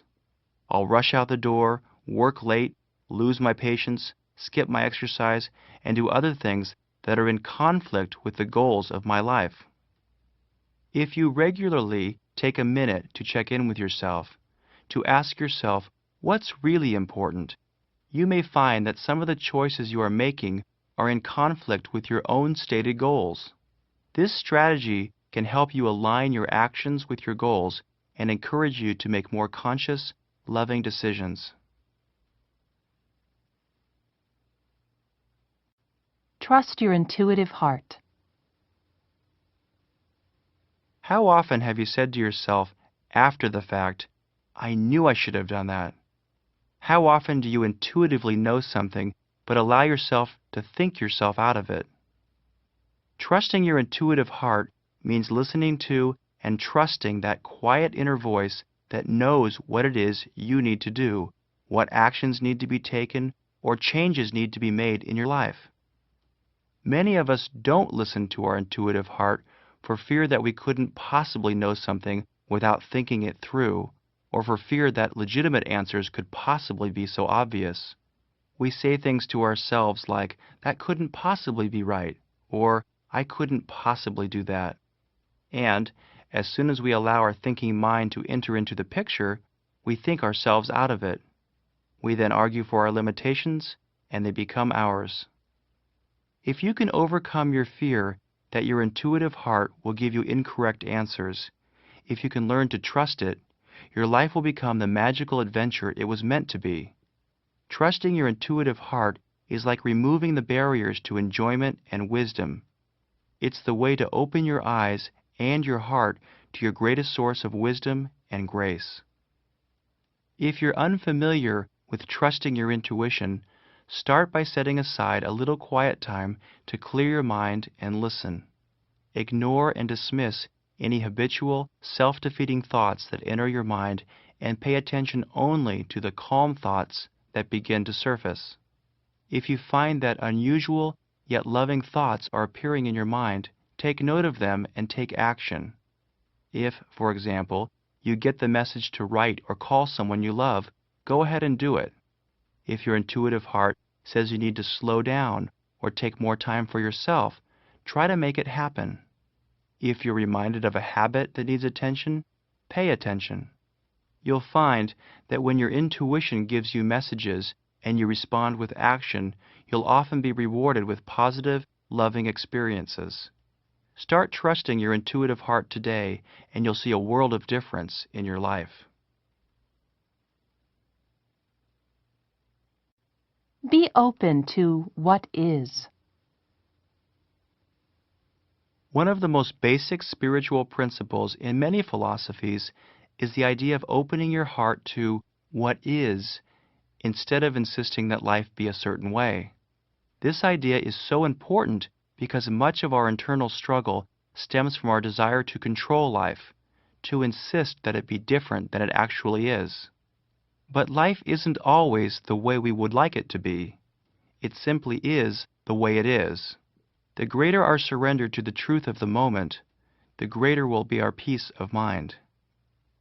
When we have preconceived ideas about the way life should be, they interfere with our opportunity to enjoy or learn from the present moment. This prevents us from honoring what we are going through, which may be an opportunity for great awakening. Rather than reacting to a child's complaining or your spouse's disapproval, try opening your heart and accepting the moment for what it is. Make it okay that they aren't acting exactly the way you would like them to. Or, if a project you have been working on is rejected, instead of feeling defeated, see if you can say to yourself, "Ah, rejection. Next time I'll get it approved." Take a deep breath and soften your response. You open your heart in these ways not to pretend that you enjoy complaints, disapproval, or failure, but to transcend them, to make it all right with you that life isn't performing the way you planned. If you can learn to open your heart in the midst of the difficulties of daily life, you will soon find that many of the things that have always bothered you will cease to be concerns. Your perspective will deepen. When you fight that which you struggle with, life can be quite a battle, almost like a ping-pong game where you are the ball. But when you surrender to the moment, accept what is going on, make it okay, more peaceful feelings will begin to emerge. Try this technique on some of the little challenges you face. Gradually, you'll be able to extend the same awareness to bigger things. This is a truly powerful way to live. Mind your own business. It's tough enough trying to create a life of serenity when dealing with your own mental tendencies, issues, real-life problems, habits, and the contradictions and complexities of life. But when you feel compelled to deal with other people's issues, your goal of becoming more peaceful becomes all but impossible. How often do you find yourself saying things like, "I wouldn't do that if I were her," or "I can't believe he did that," or "What is she thinking about?" How often are you frustrated, bothered, annoyed, or concerned about things that you not only cannot control or be of actual help with, but are also none of your business? This is not a prescription to avoid being of help to people. Rather, it's about knowing when to help and when to leave something alone. I used to be the type of person who would jump in and try to solve a problem without being asked. Not only did my efforts prove fruitless, they were also almost always unappreciated and sometimes even resented. Since recovering from my need to be overly involved, my life has become much simpler.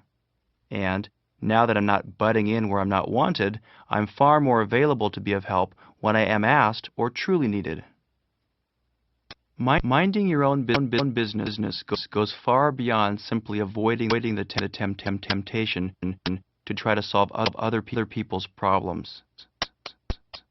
It also includes eavesdropping, gossiping, talking behind other people's backs, and analyzing or trying to figure out other people. One of the major reasons most of us focus. Look for the extraordinary in the ordinary. I heard a story about two workers who were approached by a reporter. The reporter asked the first worker, "What are you doing?" His response was to complain that he was virtually a slave, an underpaid bricklayer who spent his days wasting his time placing bricks on top of one another. The reporter asked the second worker the same question. His response, however, was quite different. "I'm the luckiest person in the world," he said. "I get to be a part of important and beautiful pieces of architecture. I help turn simple pieces of brick into exquisite masterpieces." They were both right. The truth is, we see in life what we want to see. If you search for ugliness, you'll find plenty of it. If you want to find fault with other people, your career, or the world in general, you'll certainly be able to do so. But the opposite is also true. If you look for the extraordinary in the ordinary, you can train yourself to see it. This bricklayer sees cathedrals within pieces of brick. The question is, can you?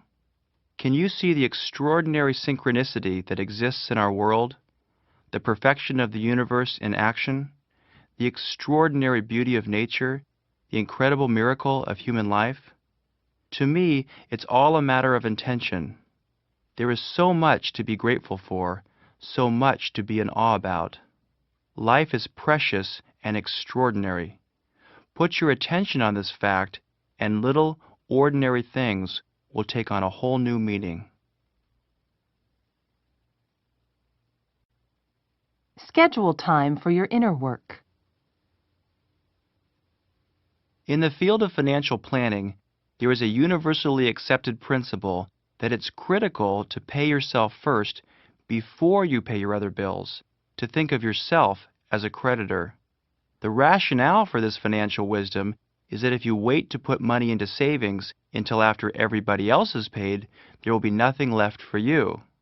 The result is that you'll keep postponing your savings plan until it's too late to do anything about it. But, lo and behold, if you pay yourself first, somehow there will be just enough to pay everyone else too.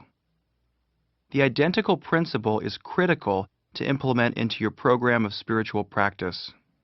If you wait until all your chores, responsibilities, and everything else is done before you get started, it will never happen. Guaranteed. I have found that scheduling a little time each day as if it were an actual appointment is the only way to ensure that you will take some time for yourself.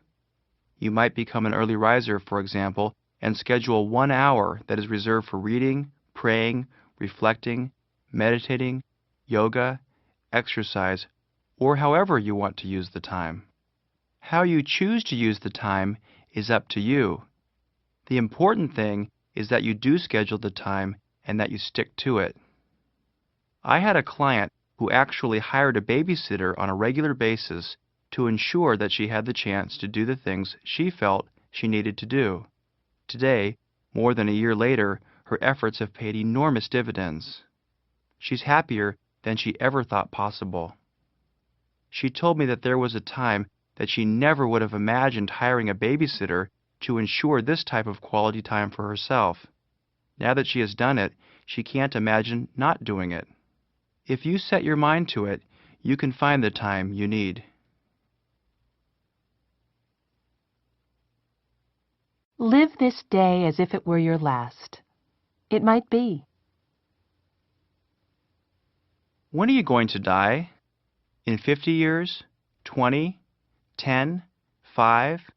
Today? Last time I checked, no one had told me. I often wonder, when listening to the news, did the person who died in the auto accident on his way home from work remember to tell his family how much he loved them? Did he live well? Did he love well? Perhaps the only thing that is certain is that he still had things in his in-basket that weren't yet done. The truth is, none of us has any idea how long we have to live. Sadly, however, we act as if we're going to live forever. We postpone the things that deep down we know we want to do. Telling the people we love how much we care, spending time alone, visiting a good friend, taking that beautiful hike, running a marathon, writing a heartfelt letter, going fishing with your daughter, learning to meditate, becoming a better listener, and on and on.